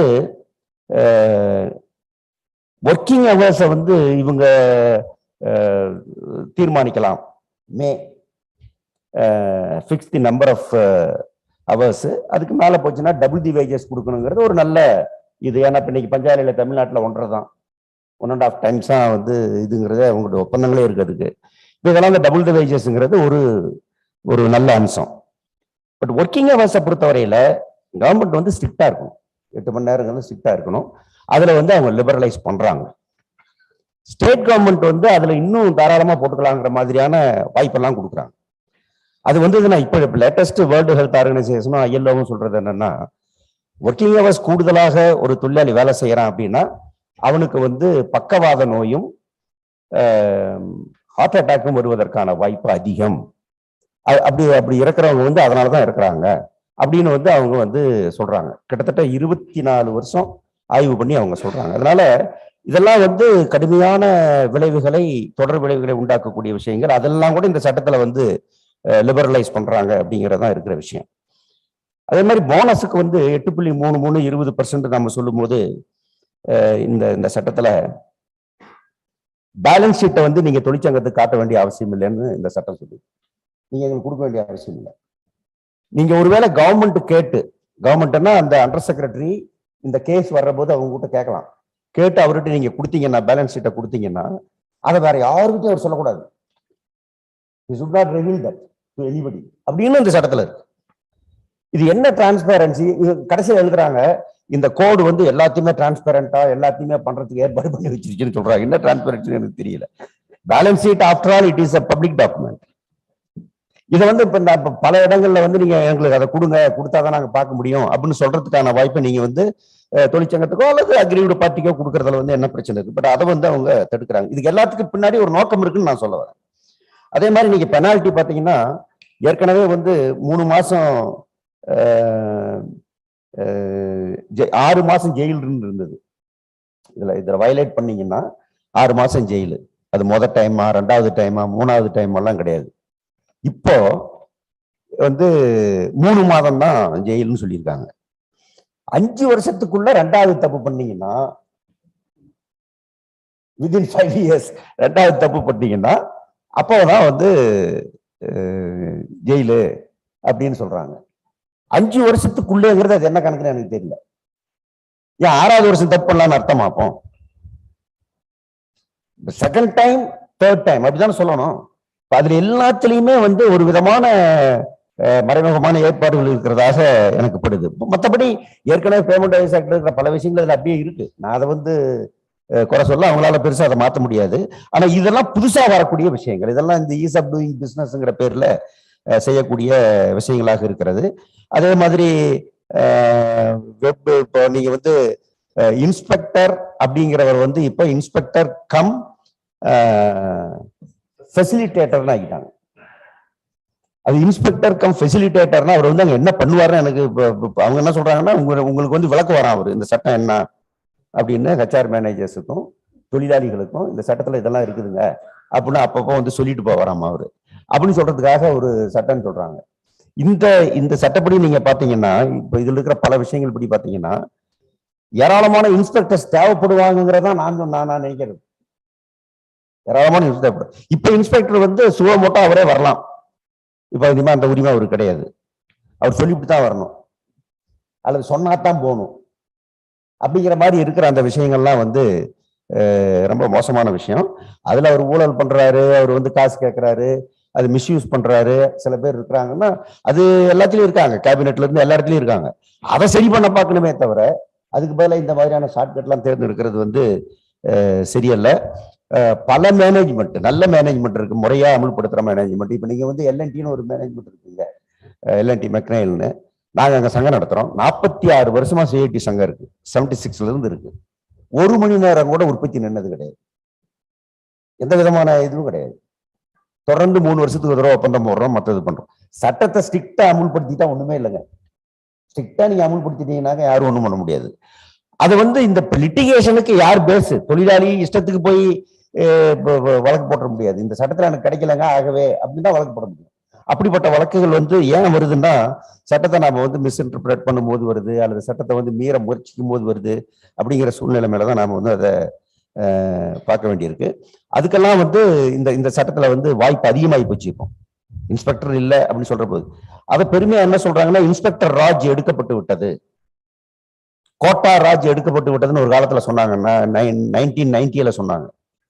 இன்னைக்கு பல விஷயங்களுக்கு கோட்டா வந்தாச்சு. கோட்டா போடணுங்கிறது இப்ப பேச ஆரம்பிச்சிருக்காங்க. ரா மெட்டீரியல் ஷார்டேஜ், இந்த ஷார்டேஜ், அந்த ஷார்டேஜ் அப்படி இப்படின்னு வர்றபோது நீங்க சில விஷயங்கள் வந்து அந்தந்த நேரத்துக்காக நம்ம செய்ய வேண்டியிருக்கும், மற்றதாக இருக்கும். அதையெல்லாம் வந்து ஒரு நீடித்த நிலையான ஒரு ஒரு புனிதத்தன்மை அதுக்கு கொடுக்கறதுங்கிறது சரியல்ல. இன்ஸ்பெக்டர் சட்டம்னு இருந்ததுன்னா அமலாக்குறது என்பது ஸ்ட்ரிக்டா இருக்கணும். அமலாக்கத்திற்கு என்கிற ஒரு ஏற்பாடு அந்த சட்டத்துக்குள்ள இருக்கணும், இல்லைன்னா அது சட்டம் இல்லை. இங்க அந்த அமலாக்கம் என்பது அநேகமாக எடுக்கப்பட்டு விட்டது அப்படிங்கிறது அதுல இருக்கக்கூடிய முக்கியமான பிரச்சனை. மினிமம் வேஜஸ்ல அந்த ஃபார்முலா அவங்க கொண்டு வராமல் இருக்கிற காரணத்தினால ஏராளமான பிரச்சனை வரும். டியர்னஸ் அலவன்ஸ் ஃபிக்ஸ் பண்றதுல குறைவு ஏற்படுமானால் அதுவும் பிரச்சனையை உண்டாக்கும் அப்படிங்கிற நிலைமை இருக்கு. அதே மாதிரி சார் சொன்ன மாதிரி கான்ட்ராக்டர்ஸ் அப்படிங்கிற அந்த விஷயத்துல அவர் வந்து எம்ப்ளாயர், இன்னைக்கு சட்டத்துல இருக்கு, பிரின்சிபல் எம்ப்ளாயர் தான் எல்லாத்துக்கும் பொறுப்பு. கான்ட்ராக்ட்ல நீங்க யார் இருந்தாலும் principal employer is the prime responsibility, அவருக்கு தான். சட்டம் பிஎஃப் கொடுக்கலன்னா அவர் தான் பொறுப்பு, மற்ற கொடுக்கணும் அவர் தான் பொறுப்பு. இப்ப என்ன பண்றாங்கன்னா கான்ட்ராக்டரையும் எம்ப்ளாயர்னு சொல்லி பிரின்சிபல் எம்ப்ளாயருடைய பொறுப்பை வந்து கொஞ்சம் குறைச்சிருக்காங்க, அதுல வந்து தண்ணி ஊற்றிருக்காங்க. அதான் அதுல இருக்கக்கூடிய ரொம்ப சாமர்த்தியமான வேலை. அது வந்து நல்லதல்ல. கான்ட்ராக்டர் போய் நாங்க எங்க போய் பிடிக்கிறது, அவரை போய் என்ன பண்றது? கான்ட்ராக்ட் ரெகுலேஷன் ஆக்ட் வந்து ரொம்ப தெளிவா சொல்லுது, ஒருவனுடைய உழைப்பால் யார் பலன் அடைகிறார்களோ அவர் தான் பிரின்சிபல் எம்ப்ளாயர், அவர் தானே பொறுப்பாகணும். நீங்க வந்து கான்ட்ராக்டர் போடும்போது ஒப்பந்தம் போடுங்க, நீங்க இதெல்லாம் அமுல்படுத்தணும் அப்படின்னு இப்ப போடுறீங்க. அது அமலாகாமல் இருக்கும்போது என்ன பண்றது அப்படிங்கிற ஒரு பெரிய கேள்வி இருக்கு. அதனால அந்த ஏரியாலையும் கான்ட்ராக்டர் எம்ப்ளாயர் சொல்லுவது என்று சொல்லுவதன் மூலமாக ஏதோ சிறப்பா பண்ணிட்டதாக அர்த்தம் இல்லை. ஏற்கனவே இருக்கிற எம்ப்ளாயரை யாரை வந்து வழக்கு போட்டு நீங்க இதை கொடுங்கோ என்று சொல்ல வைக்க முடியுமோ அவங்கள வந்து நம்ம தப்பு வைக்கிற ஏற்பாடு தான் இந்த சட்டத்துல வந்து நடந்திருக்குங்கிறது தான் அதில் இருக்கிற முக்கியமான விஷயம். அதே மாதிரி நீங்க இந்த ஸ்கில்லு, எஃபர்ட், எக்ஸ்பீரியன்ஸு, ரெஸ்பான்சிபிலிட்டி இதெல்லாம் வந்து சிமிலரா இருந்தா அவங்களுக்கு வந்து ஈக்குவல் பே கொடுக்கணும், ஈக்குவல் ரெம்யூனரேஷன்ல வந்து கொடுக்கணும் அப்படிங்கிற அந்த விஷயம் வந்து கரெக்ட். பட் அதை அமுல்படுத்துற போதுதான் பிரச்சனை வருது. இன்னைக்கும் இருக்கு, இன்னைக்கு கான்ட்ராக்ட் ஆக்ட்ல இருக்கு, அதே வேலையை செஞ்சா கான்ட்ராக்ட் வேலைக்கு அந்த சம்பளத்தை கொடுங்கன்னு இருக்கு. இப்ப நீம்னு ஒண்ணு வந்திருக்கு, அதுல கொடுங்கன்னு இருக்கு, மற்றதெல்லாம் இருக்கு. பட் அது அமலாகிறது தான் பிரச்சனை. அமலாக்கிறதுக்கு என்ன பண்றதுங்கிறது தான் கேள்வி. அதுக்கு நீங்க ட்ரைபியூனலுக்கு போகணும், லேபர் கோர்ட்டுக்கு போகணும், மற்றதுக்கு போகணும்னா இப்ப அங்க என்ன பண்றாங்கன்னா லா முடிச்சு கொஞ்சம் அதுக்கான இது பயிற்சி பெற்று ஜட்ஜா வரக்கூடியவங்களுக்கு பதிலாக அண்டர் செக்ரட்டரி லெவலில் இருக்கக்கூடிய ஐஏஎஸ் ஆபீசர்ஸ் அல்லது சில அதிகாரிகளை, லேபர் டிபார்ட்மெண்ட் அதிகாரிகளை மேஜிஸ்ட்ரேட்டாக ஆக்கலாம், மேஜிஸ்ட்ரேட் அதிகாரத்தை கொடுத்து அவங்க இந்த வழக்குகளை பார்ப்பவர்களாக ஆக்கலாம் அப்படின்னு சொல்லியிருக்காங்க. அது வந்து ரொம்ப ரொம்ப மோசமான ஒரு டைல்யூஷன். அது மோசமான விளைவு தான் உண்டாக்குமே தவிர அது நல்ல இதை உண்டாக்காது. அதையும் வந்து தொழிற்சங்கங்கள் வந்து மிக கடுமையான ஒரு விஷயமாகத்தான் பார்க்குறோம். அடுத்து நீங்க பாத்தீங்கன்னா இந்த சார் கேட்ட இதுக்கு நீங்க வந்து போனஸ் ஆக்ட்ல basic pay and dearness allowance ரெண்டும் தான் போனஸுக்கு. இப்ப வேஜ்னு வர்ற போது ரீடைனிங் இது சொல்றாங்க, சரி அதை நீங்க வச்சுங்க. போனஸ் ஆக்ட்ல என்ன இருக்குன்னா any compensatory allowance also will be considered as wage for the purpose of calculating bonus. அதான் அதுல இருக்கு. இந்த தமிழ்நாடு டிரான்ஸ்போர்ட் கார்பரேஷன்ல சிட்டி காம்பன்சேட்டரி அலவன்ஸும் போனஸுக்கு எடுக்கப்பட வேண்டும் என்று வழக்கு போட்டு நீதிமன்றம் ஏற்றுக்கொண்டு அது தீர்ப்பே வந்திருக்கு. இப்ப என்ன பண்றாங்கன்னா இந்த காம்பன்சேட்டரியாக இருக்கிற எல்லாத்தையும் ஒரு நீண்ட பட்டியல் அவர் படிச்சாரு. எது இல்லை, ஹவுஸ் ரெண்ட் இல்ல, அது இல்ல, இது இல்ல, டிராவலிங் அலவன்ஸ் இல்ல, சாப்பாட்டுக்கு பதிலாக எதுக்காக அவ்வளவு டீட்டெயிலா போடுறாங்கன்னா ஏற்கனவே இருக்கிறது ஒண்ணு இல்லாம போகணுங்கிறதுக்காக.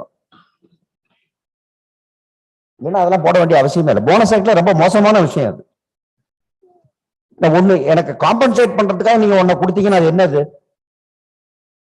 அதனால அது அதே மாதிரி இப்ப நீங்க வந்திருக்கிற புதிய நிறுவனங்கள்ல அலவன்ஸுங்கிற பேர்ல அதிகம் கொடுக்கறதுங்கிற ஒரு நிலைமை வந்திருக்கு. அதுக்கு ஒரு சின்ன செக் வச்சிருக்காங்க, 50% இருக்கணும், பேசிக் வேஜாக இருக்கணும். those basic wage should attract PF, gratuity, retirement benefit and other thing அப்படிங்கிறது அதனுடைய இது. அது ஒரு நல்ல முயற்சி. அதுலயும் என்ன இருக்குன்னா 50க்கு மேல இருக்கணும் என்ன பண்றதுன்னு இருக்கு.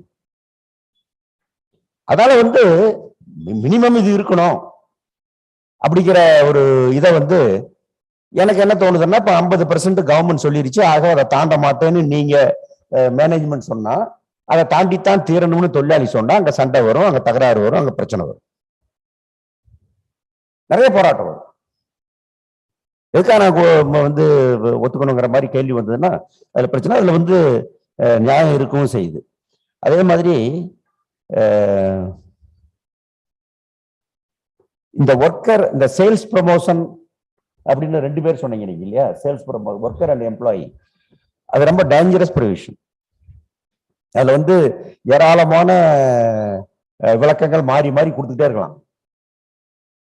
எல்லாம் ஒண்ணு, ஆனா 2 பேரு அதுல ஒரு ரெண்டு இண்டஸ்ட்ரி மட்டும் இல்ல அப்படின்னா சேல்ஸ் ரெப்ரசன்டேட்டிவ்ஸ் ஒரு பெரிய செக்ஷன் அது. இப்ப நாளைக்கு வந்து ஜிக் ஒர்க்கர்ஸ் தான் இன்னைக்கு பல லட்சக்கணக்கான பேர், ஸ்விக்கியில இருக்கிறவங்க, அதுல இருக்கிறவங்க, இதுல இருக்கிறவங்க அப்படின்னு நீங்க பாத்தீங்கன்னா அது பெரிய சர்வீஸ் இண்டஸ்ட்ரியாக அது வந்துகிட்டு இருக்கு. அதுல இருக்கிற ஒர்க்கருடைய கதியில என்ன? அவன் யார்? அவன் ஒர்க்கரா, எம்ப்ளாயியா, யார் அவனுக்கு முதலாளி, யாருக்கு அவன் என்ன பண்ண போறீங்க? சொல்லிட்டாரு. மினிமம் வேஜஸ் வந்து முன்னெல்லாம் வந்து ஆர்கனைஸ்ட் இண்டஸ்ட்ரிக்கு தான் உண்டு, இனிமே பாருங்க எல்லாருக்கும் உண்டு. எப்படி அமல்படுத்த போறீங்க? எப்படி அதை கொடுக்க வைக்க போறீங்க? அப்படிங்கிறதுக்கான இது என்ன? அதை வந்து நம்ம சொல்ற போது நாம வந்து இந்த சேல்ஸ் ரெப்ரசன்டேட்டிவ் மற்றது இந்த மாதிரியான அந்த விஷயங்கள் இதெல்லாம் நம்ம கொஞ்சம் ஸ்பெசிஃபை பண்ணி இன்னும் கொஞ்சம் டைம் எடுத்து கூட ஸ்பெசிஃபை பண்ணி அதை இந்த முறைகள்ல இதை கொடுக்க வைக்கணுங்கிறத கவர்மெண்ட் சொல்லணும். சும்மா சொன்னா பத்தாது, அங்கதான் அமலாக்கம் தேவைப்படுது. அதை அமல்படுத்துறதுக்கு உங்ககிட்ட நீங்க என்ன மெக்கானிசம் நீங்க இதுல இந்த சட்டத்துல வச்சிருக்கீங்க? மினிமம் வேஜஸ் எல்லாருக்கும் 52 கோடி முறைசாரா அன்ஆர்கனைஸ்டு ஒர்க்கர்ஸுக்கும் மினிமம் வேஜஸ் பொருந்தும்னு இவங்க சொல்றாங்க. எத்தனை இன்ஸ்பெக்டர் வேணும், எத்தனை ஆள் வேணும், என்ன சமாச்சாரம், அது ஒரு இது. அதனால வெறும் வாயில பேசிட்டு போற விஷயம் அல்ல. இப்ப 4 சட்டங்கள் அப்படின்னு நீங்க பாத்தீங்கன்னா இந்த 4 சட்டங்களை பொறுத்த வரைக்குமே கூட பல விதமான இது இருக்கு. அந்த இது நம்முடைய ஆம்பிட்டுக்குள்ளது வரல, அதனால அதுக்கு நான் போகல. இந்த கோட் ஆஃப் வேஜஸ் பொறுத்தவரையிலேயே பல விஷயங்கள்ல இந்த வேஜ் வந்து புதிதாக ஏராளமான லிட்டிகேஷனை உண்டாக்கும். மேனேஜ்மெண்ட்டுக்கு இதுல வந்து பல புதிய பிரச்சனைகள் வரும், நீங்க வந்து சந்திக்க வேண்டியிருக்கும். எங்க வந்து தொழிலாளர்களை அதிகாரப்படுத்தத்தக்க அளவில் அவங்களுடைய ரைட் டு ஃபார்ம் அசோசியேஷனை அனுமதிச்சு கலெக்டிவ் பார்கெனிங்க வந்து கரெக்டா நீங்க நடத்துறீங்களோ அங்க இந்த பிரச்சனைய சரி பண்ணி, சீர் பண்ணி, ஒழுங்கு பண்ணி ஒரு தொழில் தகராறு இல்லாம, உற்பத்தி பாதிப்பு இல்லாம கொண்டு போக முடியும். இல்லைன்னா இது எல்லா விதமான மோசமான ஒரு தொழில் நிலைமையை உண்டாக்கும் அப்படிங்கிறதான் என்னுடைய கருத்து. நன்றி.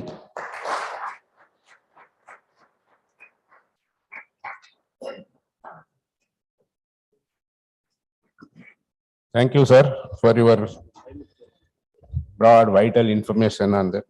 Majority of them are getting told. One thing is there, our litigations will be more in case 50% of wages will give the opportunity for employers. So we have taken your concern, sir. Now I will request Mr. Amal to present the employer's point of view. Then subsequently Mr. Vijay will be addressing. I request Mr. Amal to restrict to 12 minutes to 15 minutes.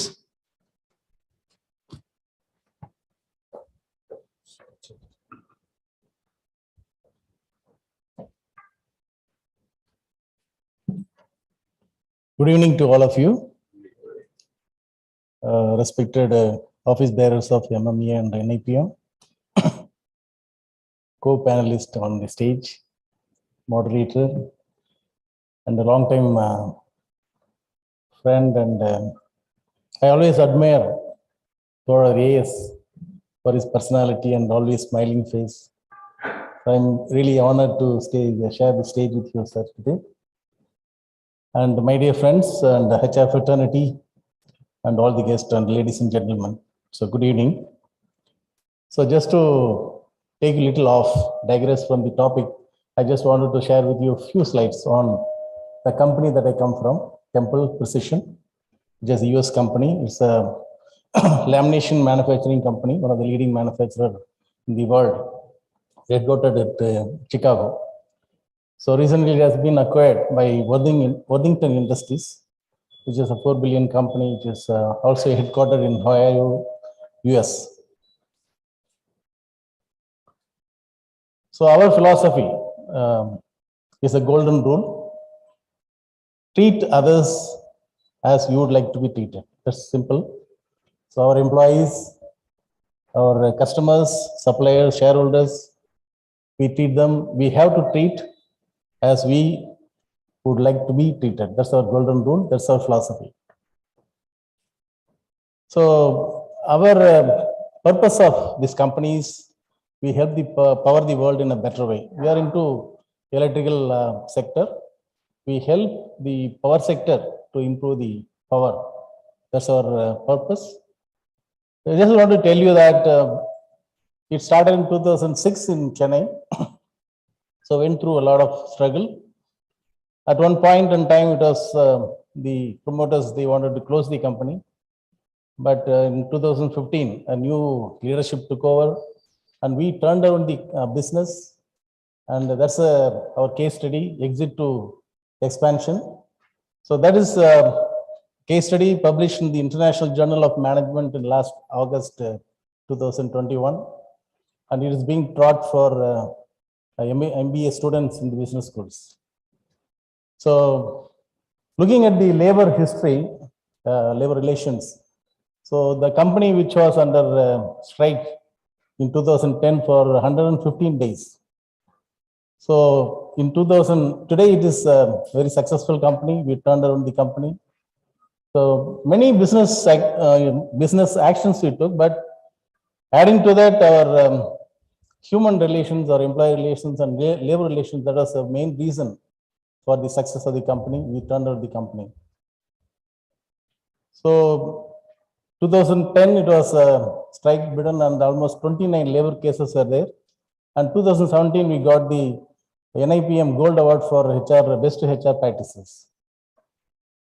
So that was possible because we took a lot of initiatives to bring the labor as well as the management together as one team. Through many interactions, many activities, we insisted and we built the team. So together we should achieve one team and one dream. So that was possible through many activities like a lot of games where we broke the barriers between the labor and the management, and the hierarchy was broken. So everybody had very easily they can access anybody in the management. And through marathon and other fun activities, we are able to build the team.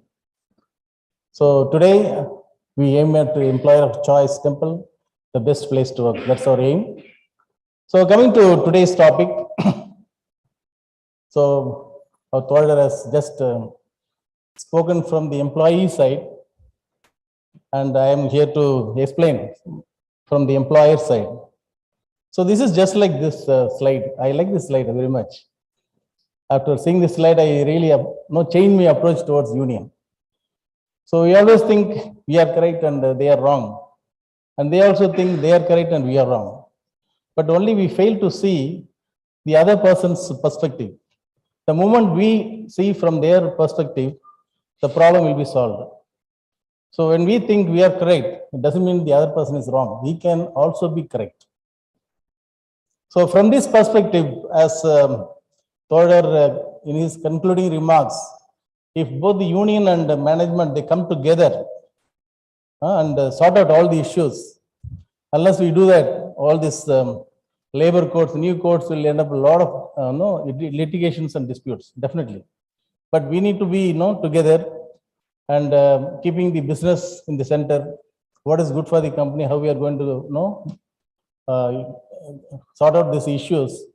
Unless we do that, this is going to be increasing the litigations in all the industries.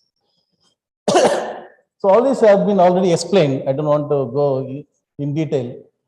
And what are these small little new words included in the new code of wages?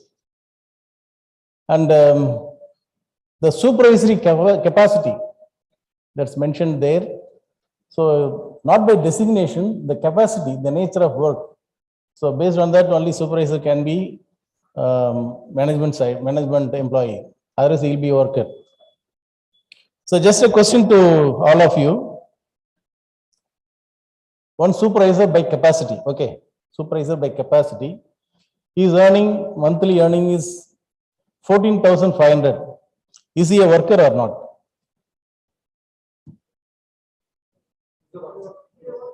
Why? Okay. So though he does supervisory work by capacity, if his salary is less than 15,000, he is a worker, correct? Our advocate is also there. So that is going to be a challenge because we keep a lot of supervisors earning less than 14,000 or 15,000 in some of our companies. That's going to be a challenge. And inclusion, as already explained, only basic DA and retaining allowance is called the wages. And the catch here is the exclusion, which are called the remuneration, except gratuity and retention compensation, J and K. Excluding that, all the other allowances have to be added up, and wages and allowances have to be added, divided by 2.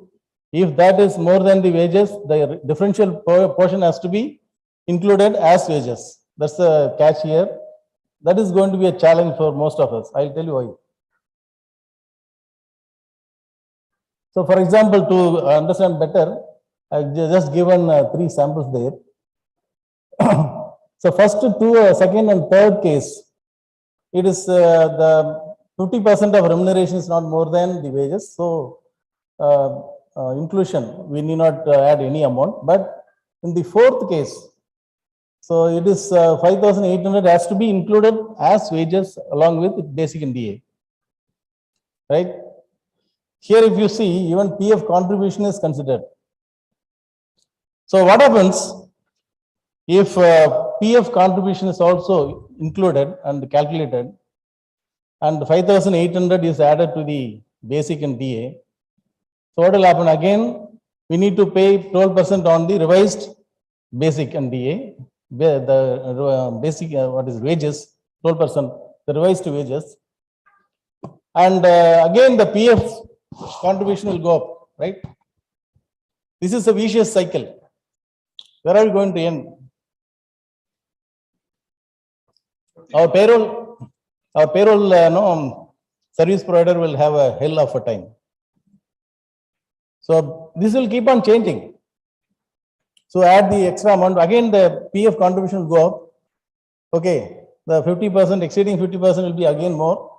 You add it to the wages, 12% on that wages will become extra PF contribution by the employer. That's I don't know how this is going to be addressed. And we are in the right time. MMA and NIPM, they have conducted the seminar at the right time. Maybe next week or so, the advisory board is going to meet in the state advisory board to discuss. That's what Thoder also said. So we should represent all these problems that we are going to face as a management side. We have a lot of problems, a lot of confusion, not a problem, a lot of confusion is there. I'll tell you one by one. That's another example. So these are the changes.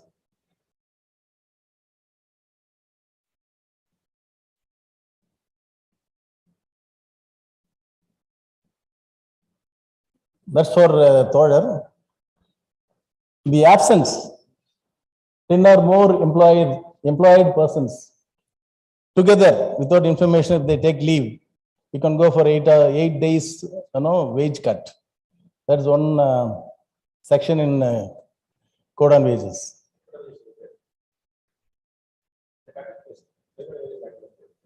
Okay. Yes.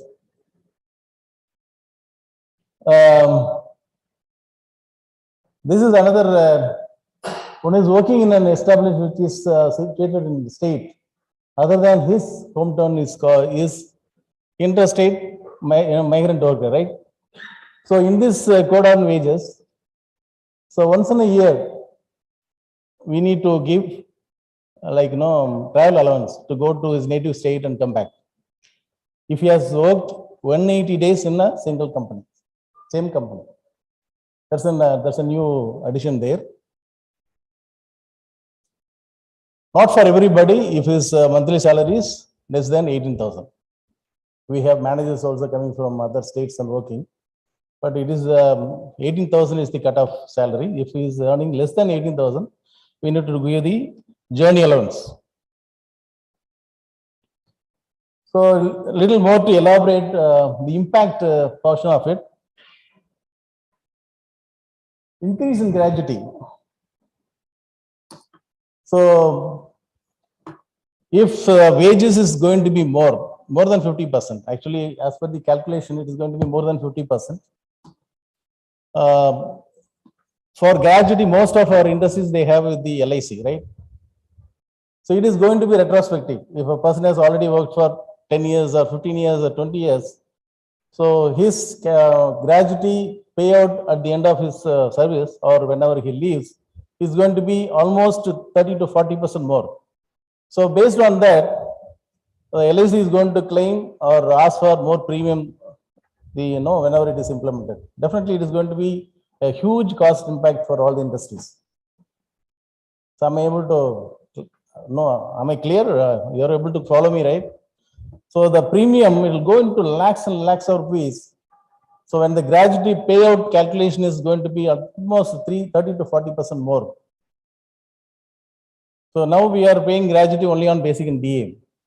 So no, though Thor said, okay, some of the companies, they pay more than 50%, could be very few.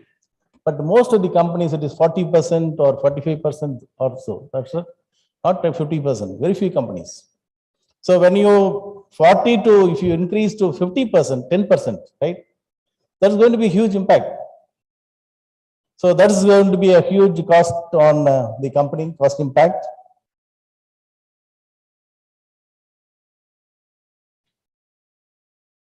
And the salary structure. And even our advocate touched upon the question whether you are going for a salary revision. Definitely, I think we need to, because, but before doing that, we need to have a lot of clarification before doing that. Straight away go and do some, we are in the process of merit increase in most of the companies. So most of the companies, we are working on salary increments or salary revision starting from April. Probably this is the right time we can look at restructuring our salary components so that the basic and DA is at least 50%, so that we are little better off when it is going to be implemented either in April or later. At least we should have, we'll be little more prepared. So definitely we should look at it, restructuring our salary components. So keeping at least basic and DA to 50% and more. Maternity allowance. So the now, as of now, when a female employee goes on maternity leave, what is the salary we pay? That's the allowance we pay if she is not covered under ESI. We pay the full gross, right? So revised code on wages or revised labor code, it is enough that we pay the wages. So wages means almost 50% of the gross. So she is going to get only 50% of the salary. So what is going to be the impact? Definitely our female employees are going to be demotivated. It's going to create problem. And even to attract female employees is going to be a problem. They have increased from 12 weeks to 26 weeks, but they have reduced the salary from 100% to 50%. And also overtime. Now it is enough that we pay double on the wages. Wages is nothing but 50% of the total remuneration. But now legally we need to pay double on gross wages. Most of us are paying. Maybe some companies still pay on basic and DA, which is not legal. But if you pay on double on the gross, for example, if a worker or employee is earning 1,000 rupees per day, he is going to get 2,000 rupees in the current situation. And after this is implemented, this labor code, he is going to get double the wages, only 1,000 rupees, not 2,000. Because it is enough that we pay double the wages, not total remuneration.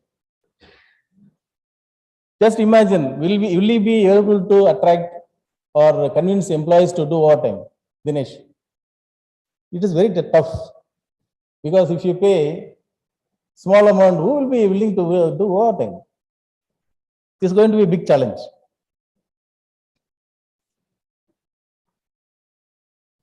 Okay, many people insist on or focus on take-home salary getting reduced. It's not so. It's not going to be a big impact unless the PF contribution, there could be little takeaway salary will be little reduced, but not to this great extent that the employees are going to be worried about. But if you are going to reduce the PF contribution to the PF salary, that is 15,000, that is going to have a lot of disputes and litigations. Because as I said, if you keep the open, if you are going to pay PF on the total wages, it is going to be a vicious cycle. So somewhere we have to put a stop and say, okay, this is what I am going to pay as a PF contribution. That's going to create a confusion and the problems. Bonus payout is going to be more. The cost impact already all of us would have budgeted bonus. So definitely it is going to be at least 25 to 30% more payout when the labor code is implemented. ESI coverage. That's also another confusing point, where currently it is 21,000, right? So those who are earning less than 21,000 are covered under ESI. What happens if under this code, labor code, 50% of the total remuneration is basic and wages, right? That's also calculated for ESI wages, same thing. So wages is counted for all the 4 codes. What happens if 21,000 becomes 30,000 or 35,000 wages? So most of the employees who are now away from ESI coverage, they all will come under again under ESI. This is going to create another problem, right? So these are the few challenges we are facing from management side, and definitely I request our toilet to represent whenever he gets a chance to look at from our perspective also, understand our problem, and please represent from our side also. Thank you so much.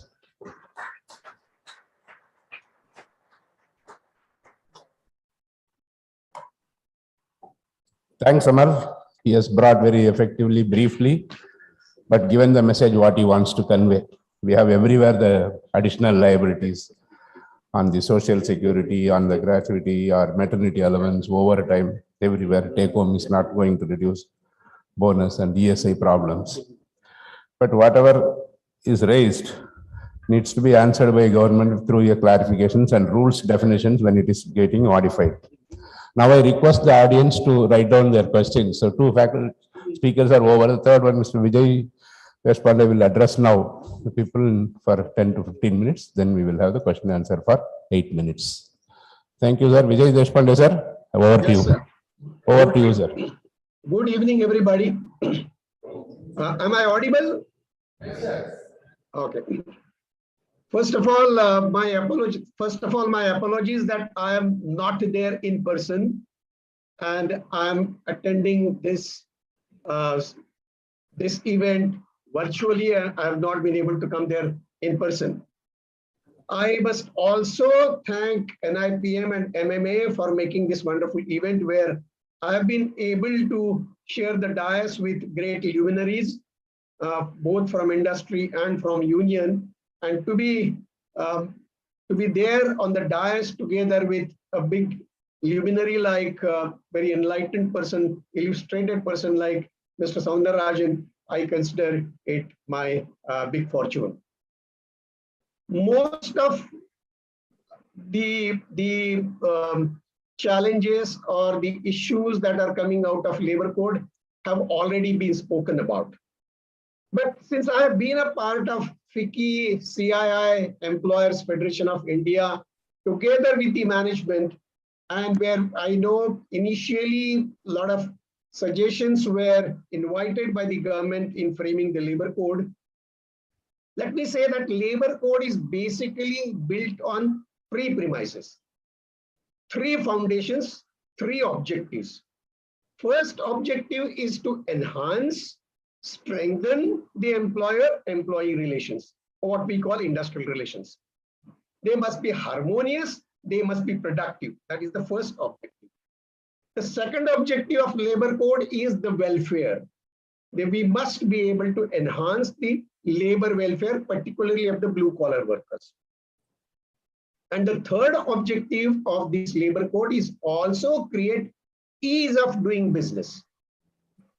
So based on these three objectives, the labor code have been formulated, and whenever it now becomes possible, the labor codes will be implemented. There are of course difficulties, there are of course problems, there are of course gray areas, but let's look at some good areas and let's leave the gray areas.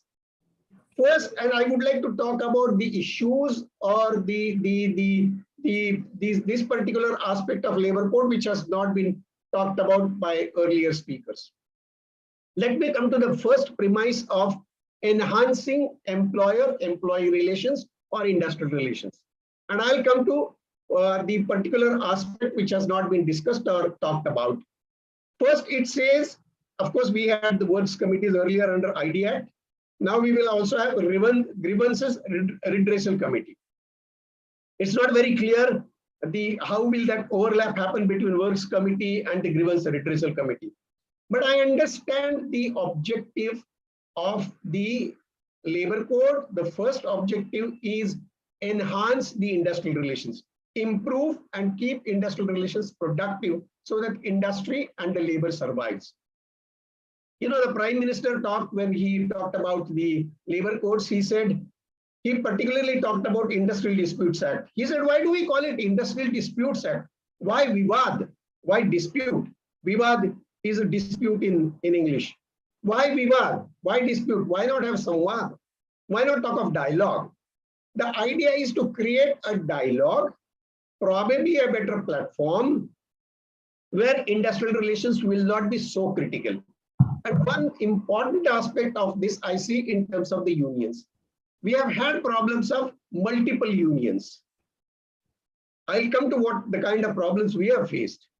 The labor code now talks about the union that is supposed to be recognized as the negotiating agent or chief bargaining agency will have minimum 51% membership. Any union that has 51% membership obviously automatically becomes the negotiating agency on part of the labor. That's a good thing. Now, in case no one is able to have 51%, then it says that minimum 20% membership is required, and each union that has 20% membership will have one representative on the negotiating council. The code talks of negotiating council. Now, this is very important in companies in certain states where there is multiplicity of unions.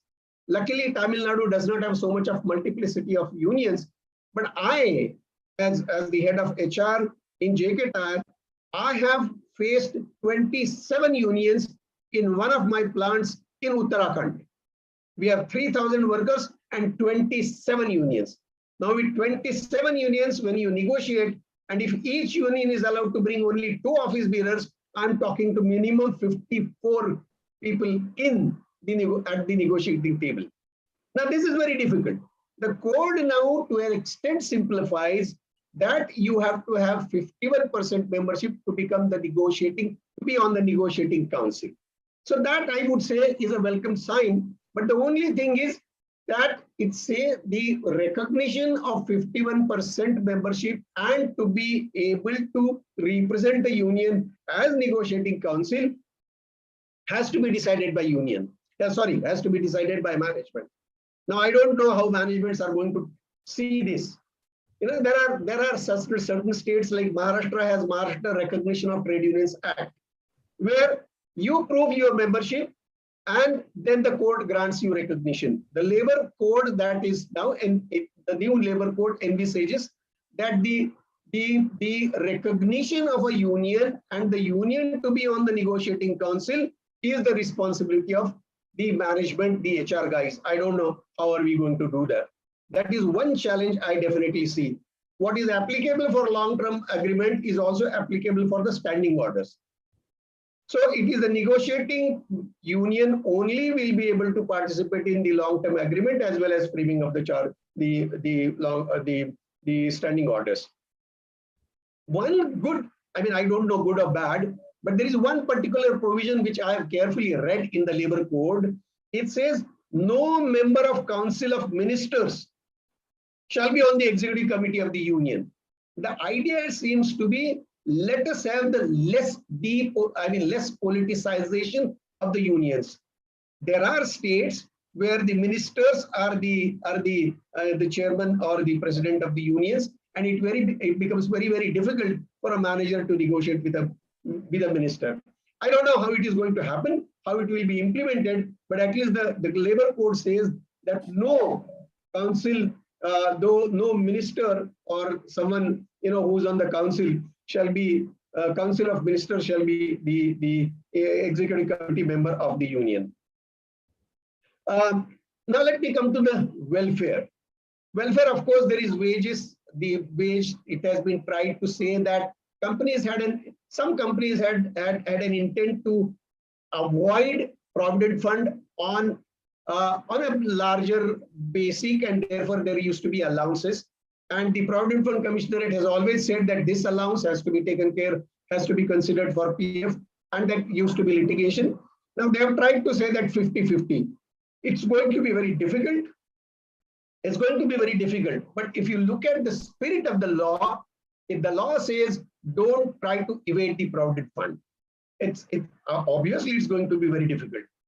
Let me come to the welfare. Another aspect of welfare. A large number of unorganized labor is going to be the part of the social security measures. There are gig workers, home-based workers, platform workers. All these people are now going home-based worker. Home-based workers probably something where the raw material is supplied by the so-called employer, and the work happens at home, something like bidi or papad. Now, these home-based workers will also be covered under the social security measures. Gig workers, home-based workers, platform workers, all those people who are working on Zomato and what have you, all those platforms, they will be covered under social security measures, and there is going to be National Security Council consisting of ministers, the political leaders, the ministers, the union leaders, and the management leader. I don't know whenever that gets formed, but the intent is good. The objective is good. On the premise on which the labor code is built is definitely good. How it gets implemented, how it gets enforced is to be seen now. Now let's come to the ease of doing business. Ease of doing business, of course, there is one particular aspect, and nobody has talked about it. There is something called FTE, fixed term employees. The companies can now appoint fixed term employees for a particular specific purpose. Something like supposing you have a project, you have an expansion project in your plant, you can have FTEs maybe for 4, 5, 6, 8 months. So the term has to be very clear. The appointment letter has to be very clearly given to the FTE. So for an expansion or sometimes for a specific project, you can appoint the FTEs. And in case of FTE, the gratuity is payable even for a service which is just about 1 year. So that's another welfare measure. The FTE probably creates some ease of doing business. How well it will be implemented is yet to be seen. But I just asked one lawyer once, a very leading lawyer. I said, what does that FTE mean? Can a company technically, legally speaking, can a company have all FTEs? He said yes or no. He said yes, because going by the plain definition of FTE, yes, you can. But then there are going to be rules. The rules will specifically say when can you have FTE, for what circumstances you can have FTE, for what circumstances you cannot have FTE. It also says that FTE's compensation must be equal to the permanent workers' compensation going by the skill. So FTE seems to be a reasonably good provision where it might create some ease of doing business. The other thing, the learned trade union leader, Mr. Soundarajan, talked about, the inspection Raj. Okay, there is going to be facilitation and not the inspection. There is one more provision that there will be one window for registration of industries. So you don't have to run at 20 different windows, 25 different windows for this license, that license, and this license. Maybe for any new unit, you will be able to go to one window and get your registration. This is the intent of the law. This is the law provides. This is the code will provide. How it will be implemented, how it will be enforced, and how bureaucracy will be avoided is yet to be seen, because there will be good number of rules coming under this law. Finally, in conclusion, because I don't want to take longer time, I don't want to talk about wages, that 50% is going to be an issue, and hopefully it gets properly resolved. But like the Prime Minister said, why vivad? Why dispute? Why not dialogue? Why not samvad? No, finally, the industrial relations will depend upon the intent and the spirit of collective bargaining and cooperation. I've always seen the matured leaders, the balanced leaders, the considerate leaders who see both the sides, like, for example, Mr. Soundarajan. I've had the pleasure of interacting with Mr. Soundarajan. I have been negotiating with Mr. Soundarajan for past several years, and I've seen the kind of maturity. I mean, if you have a maturity on part of both the labor and the maturity on part of the management, the consideration on part of the labor and consideration on part of the management, the ease of doing business will automatically come in. The industrial relations will automatically be strengthened, and the welfare will definitely happen.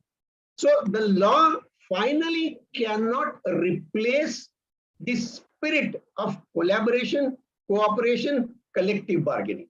The law only can create a framework where, supposing you are not able to resolve the issues, when you come to loggerheads, what can happen?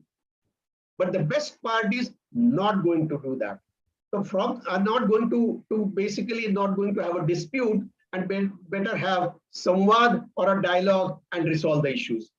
Looking at the three principles or three objectives or three premises, three pillars on which the codes are built, because to an extent I was part of this, receiving the suggestions from the industries and passing on to the government.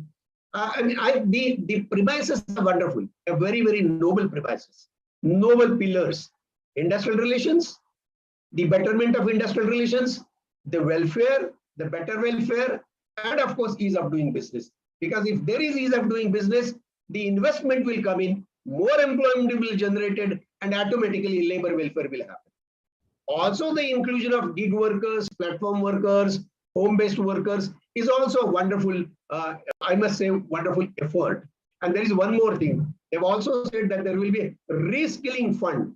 At the national level, there will be a reskilling fund where people probably rendered jobless on account of whatever be the reason, they will be reskilled and they will be made fit for the industry, for the job once again. And there is going to be a national level reskilling fund. So looking at the intent and based on these intents, the labor codes are formulated. I say it's a welcome thing. There are issues. There are issues of, I mean, there are gray areas. For example, wages, it's a very, very gray area. But hopefully the Wiser Council will prevail. Someone will advise the government. These issues will be probably well dealt with before the rules are framed.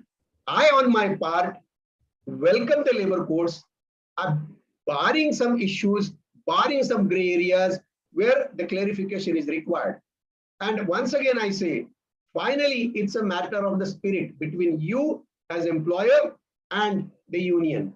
And the great union leaders, one of whom is present on the dais, I'm sure if we have such collaboration, I think the law becomes secondary importance.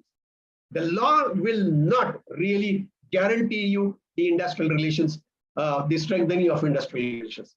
It's the spirit that we must have amongst us will guarantee the best of industrial relations, will guarantee the welfare, and will also create ease of doing business, which will then attract more investment, more jobs will be created. That's all I want to say. Thank you very much. Open to questions.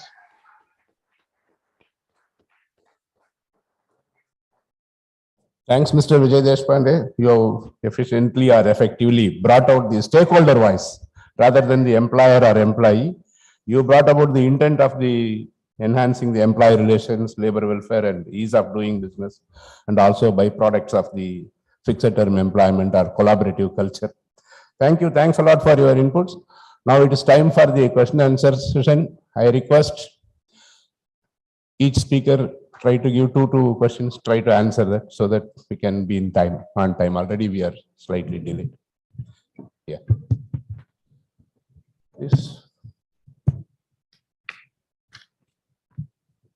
Please tell your name and whom you are posing the question so that they can answer it. Easy. My name is Christy Henita. I'm a corporate trainer. I want to.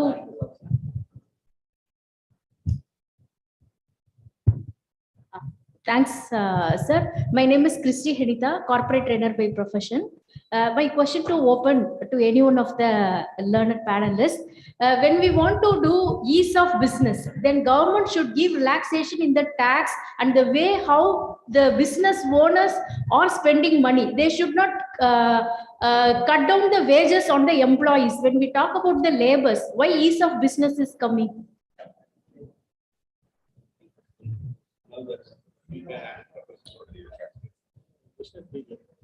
Sir, நான் வந்து என்ன கேக்குறேன்னா is of பிசினஸ்க்காக இந்த code on wages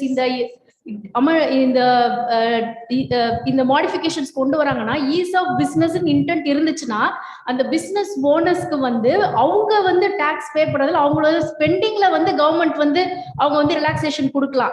ஏன் labour இதுல வந்து நீங்க cut பண்ணி நீங்க வந்து அவங்களுடைய பெனிஃபிட்ஸை கட் பண்ணி நீங்க ஈஸ் ஆஃப் பிசினஸ் பண்ணுங்கன்னு ஏன் வந்து கவர்மெண்ட் சொல்லணும்? So ease of business should not be an intent when we are talking about the employer. நம்ம கொடுக்கிற கொஞ்சம் சேலரியை வச்சுதான் அவங்க ஃபுல்லா அவங்க வாழ்க்கையவே ஓட்டிட்டு இருக்காங்க. அவங்க கிட்ட போய் ஈஸ் ஆஃப் பிசினஸ்க்காக உங்ககிட்ட நான் வந்து கொஞ்சம் கம்மியா நான் வந்து உங்களுக்கு சேலரி கொடுக்குறேன்னு சொல்றது கரெக்டா இருக்குமா சார்? இந்த கம்மின்னு எங்க சொல்லவே இல்லையே. கம்மி மீன்ஸ் ஒவ்வொரு வகையிலுமே வந்து as you have rightly mentioned ESI எங்களுக்கு ஒரு problem, wages and the 50% calculation, so you see employees as a problem. இல்ல கம்மி பண்றது இல்ல, அதிகமாகுது. அது ரொம்ப அதிகமாகும் போது மேனேஜ்மெண்ட்டுக்கு வந்து ஒரு பெரிய காஸ்ட் சுமை இருக்கும், பலு இருக்கும். இப்ப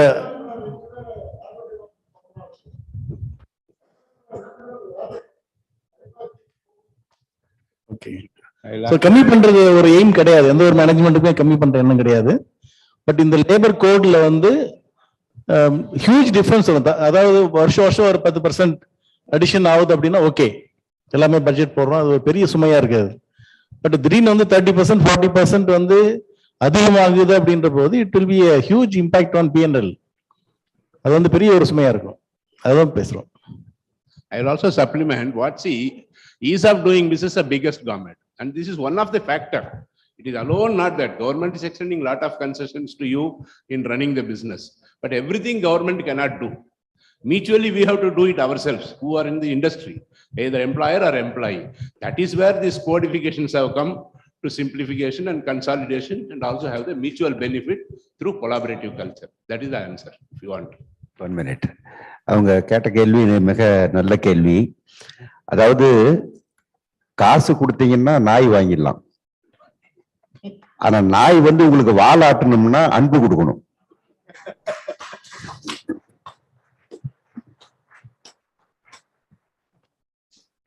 அதான் அதுக்கு பதில். நீங்க தொழிலாளிகளுக்கு உங்களுக்கு எவ்வளவு முடியுமோ அவ்வளவுதான் கொடுக்க முடியும், முடியாதெல்லாம் கொடுங்கன்னு கேட்கறது தொழிலாளிக்கு நல்லது இல்லை, கடைசியில் அவனுக்கு வேலை போயிடும். அந்த அர்த்தத்தில் நான் சொல்லலை. பட் இப்ப இருக்கிறத விட அவர்களுக்கு வந்து கொஞ்சம் கொடுக்கறது, அவங்களுக்கு நல்ல ஸ்டாண்டர்ட் ஆஃப் லிவிங் கிடைக்கிறது ஏற்பாடு பண்றது, குறைஞ்சபட்சம் வெல்ஃபேர், குழந்தைங்க படிப்புக்கு மத்தத்துக்கு அந்த மாதிரி விஷயங்களுக்கு நாம இன்னும் கொஞ்சம் கான்சென்ட்ரேட் பண்றது. அப்படி நீங்க வந்து பண்ணீங்கன்னா லேபர் ரிலேஷன் தானாவே ஒழுங்கா இருக்கும். யாரும் இன்னும் அதுக்குன்னா உதவி பண்ண வேண்டிய அவசியமே இல்லை. தொழிற்சங்கத்துக்கிட்ட அவன் வரமாட்டான். We will become unemployed. Just to add, திரு சவுந்தரராஜன் சொன்னதுக்கு சப்ளிமெண்ட் பண்ற மாதிரி, இதுல வந்து நீங்க முக்கியமா பாத்தீங்கன்னாக்கா ஒரு ஸ்பீக்கர் சொன்ன போது 30% பேசிக் வச்சிருக்காங்க, 40% பேசிக் வச்சிருக்காங்க, அவங்களுக்கெல்லாம் கூடுதலா பலு சுமையை ஏற்படும் அப்படின்னு சொல்லியிருந்தார். என்ன பொறுத்தளவுல 30% வைக்கிறது 40% வைக்கிறதே ஒரு அன்ஹெல்தி பிராக்டிஸ்ன்றது என்னோட தனிப்பட்ட கருத்து. Because even according to the Provident Fund law, the Provident Fund Authority has got powers to go into a structure and say whether you are trying to avoid Provident Fund contribution by restructuring the wages very low. Even as it stands today, there is a power vested with him, and that power has not been taken away even under a new code. The power continues.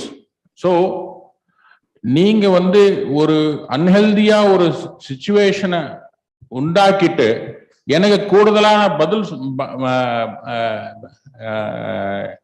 பலுவாகுது சுமையாவது அப்படின்னு சொல்றதே என்னை பொறுத்தளவு தவறான ஒரு எண்ணம். So that is how I look at it. Good evening. Since time is running out, I'll be very brief. I'm Suresh. I represent a company called Region Power Tech in HR. Now my question is on this 50% aspect, which Amal, my good friend Amal and others have touched. See, this is going to be a real problem for the employer, especially in these days of Corona, where many companies are removing employees just like that. Not just like that, saying that our business is down. I know how many people have approached me saying I've lost my job because of Corona. Now, if they're going to insist on 50%, that's going to increase the liability of the employer. The company has to pay more to protect that man's take-home pay, because the moment your PF contribution goes up, the PF deduction from the employee also goes up, his take-home comes down. And our great, our Soundarajan sir sonna mari kudutade edukka mudiyadungiringa.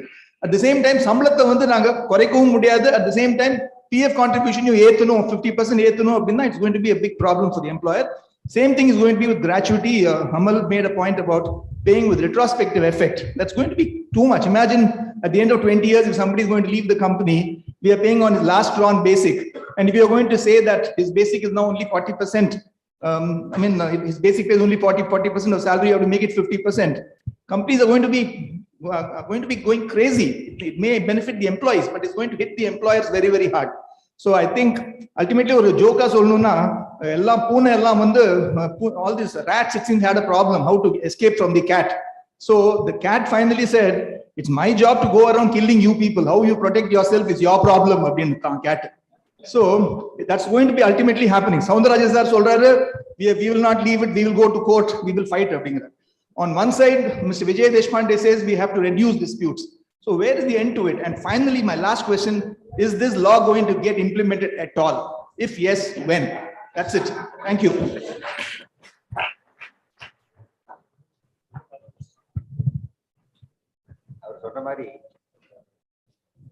இந்த சட்டம் அமுலாகுமாங்கிறது கேள்விக்குரிய விஷயம்தான். அதனாலதான் அது எப்படியே இழுத்துக்கிட்டே இருக்கு. நிறைய மாநிலங்கள் ரூல்ஸ் ஃப்ரேம் பண்ண முடியாம தடுமாறிக்கிட்டு இருக்கு. ஏற்கனவே இருக்கிறதையே அவங்க குறைச்சி ரூல்ஸ் போடுங்கிறது நடக்காது. தமிழ்நாட்டை பொறுத்தவரையில பல விஷயங்கள்ல நாம we are advanced. நீ ஐடி ஆக்ட்ல மற்றதுல இதுல எல்லாத்திலையும் பாத்தீங்கன்னாக்கா 10B இருக்கிறது அல்லது இந்த மாதிரியான விஷயங்கள், அதே மாதிரி கன்ஃபர்மெண்ட் ஆக்ட், இந்த மாதிரி பல விஷயங்கள். அதனால அது இம்ப்ளிமெண்ட் ஆகும்போது நான் சொன்ன மாதிரி ஏராளமான பிரச்சனைகள் மேனேஜ்மெண்ட்டுக்கு வரும், தொழிற்சங்கத்துக்கு வரும், தொழிலாளிகளுக்கும் வரும். அது நிறைய லிட்டிகேஷன் வரும், போராட்டங்கள் வருங்கிற அபிப்பிராயம் எனக்கு இருக்கு. அதை அவாய்ட் பண்றது நல்லது இன்னைக்கு இருக்கிற காலகட்டத்துல.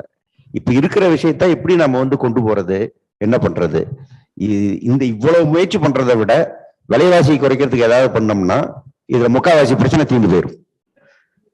நீங்க பள்ளிக்கூடத்துல இஷ்டத்துக்கு ஃபீஸ் ஏத்தலாம், கல்லூரியில இஷ்டத்துக்கு ஃபீஸ் ஏத்தலாம், ஒவ்வொரு குடும்பத்தினுடைய தேவையும் அதிகப்படுத்திக்கிட்டே போலாம் ஒரு பக்கம். அதுக்கு எந்த கட்டுப்பாடு இருக்காதுன்னா இவன் கூட கேட்கத்தான் செய்வான்.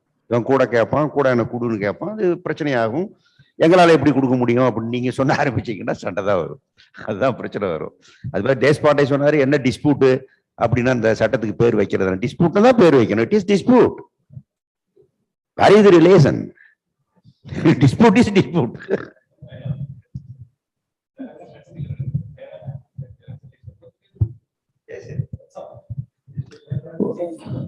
ஒரே ஒரு conciliation Suresh,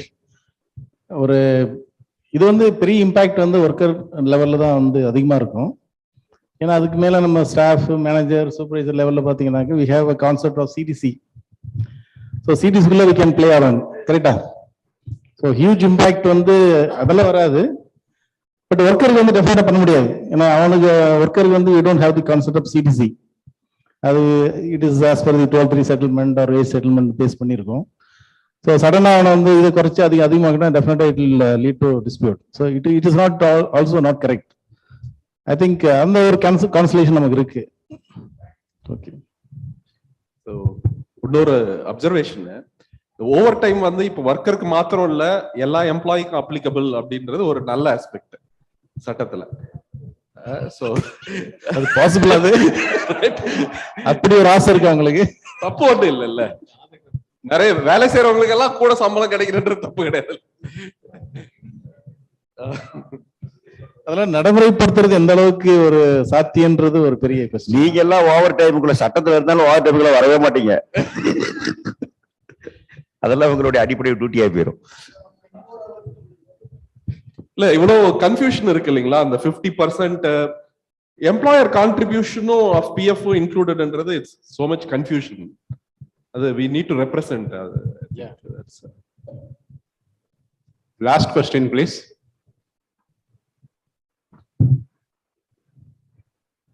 Earlier, the wages definition for PF, ESI, everything is defined based on the requirement of the each enactments.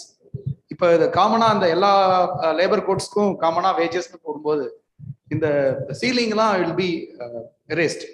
So there will be a confusion, as rightly said by Mr. Ramal. So in the dispute will be a larger dispute. There is a purpose behind fixing the 21,000 limit, 15,000 limit. ஒவ்வொரு enactment-க்கும் வச்ச purpose is a different purpose. இப்போ யூனிஃபார்மிட்டின்னு கொண்டு வர்றதுல there will be a large confusions will be there.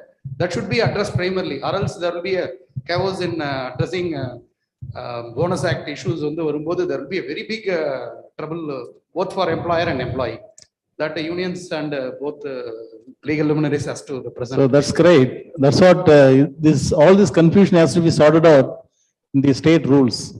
That's I think Tamil Nadu is yet to publish the draft rules for the act. So the new code of wages, if they have to do it. So definitely they are working on it, draft rules. I think all this confusion should be addressed there. We hope so. Thank you.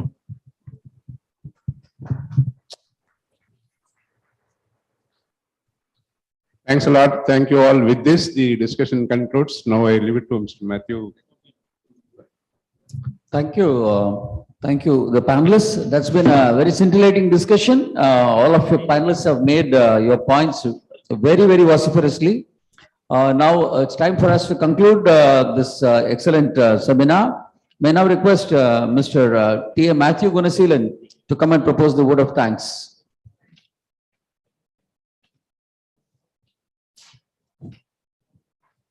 Good evening, members. We have 4 codes, but we have just taken up only one for today's discussion, anticipating that this code on wage may come into force sooner, but how soon we do not know. And that itself in one definition, we have so much of confusion. So when the actual implementation come in, then maybe we have more clarity, more debate, and more litigations, and more maybe accuracy may come in. So let's wait till the final code on wage come in and the implementation actually starts. So till then, this debate and this confusion is going to be there, and let's see what best we can do. But at outset, I should thank the panel and the keynote speaker today, because at least they have given some maybe initiatives in terms of the discussion, initiated some discussion.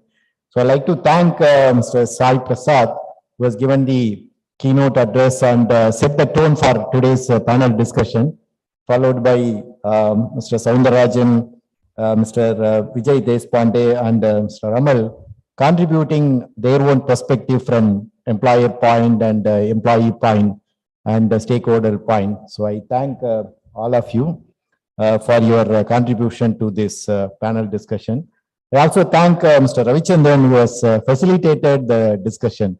I may not be used the word moderator, but he facilitated this discussion very well. I thank you, Mr. Ravichandran also. And also I thank Captain Vijay Kumar and Captain Venkat for associating with NIPM to organize this wonderful discussion in a physical manner, because we had on and off, we have physical as well as virtual. Today we have come back to the physical discussion, which we are anticipating. So thank you for supporting us to organizing this event. I also thank the members of NIPM and MMA participated today's event. So thank you one and all. And let's hopefully wait. There is some good things will come into for all our facilitation. Thank you. Thanks a lot. Thank you, Mr. Matthew. Time for us to honor all the dignitaries on the dais. May I request you to stay back, and may I request Mr. Raja, Secretary, National NIPM, to join Group Captain Vijay Kumar on the stage to honor all the dignitaries on the dais. And Mr. Rajendran, please join Executive Director MMA, please. May I request the dignitaries on the dais to take the small memento from our end. And we normally at MMA believe in giving away the books so that you can come read more and come and discuss more at MMA next time. And thanks, Mr. Soundarajan. Next, may I request Mr. Sai Prasad to receive a memento from our side. Thank you, Mr. Sai Prasad. Thank you so much.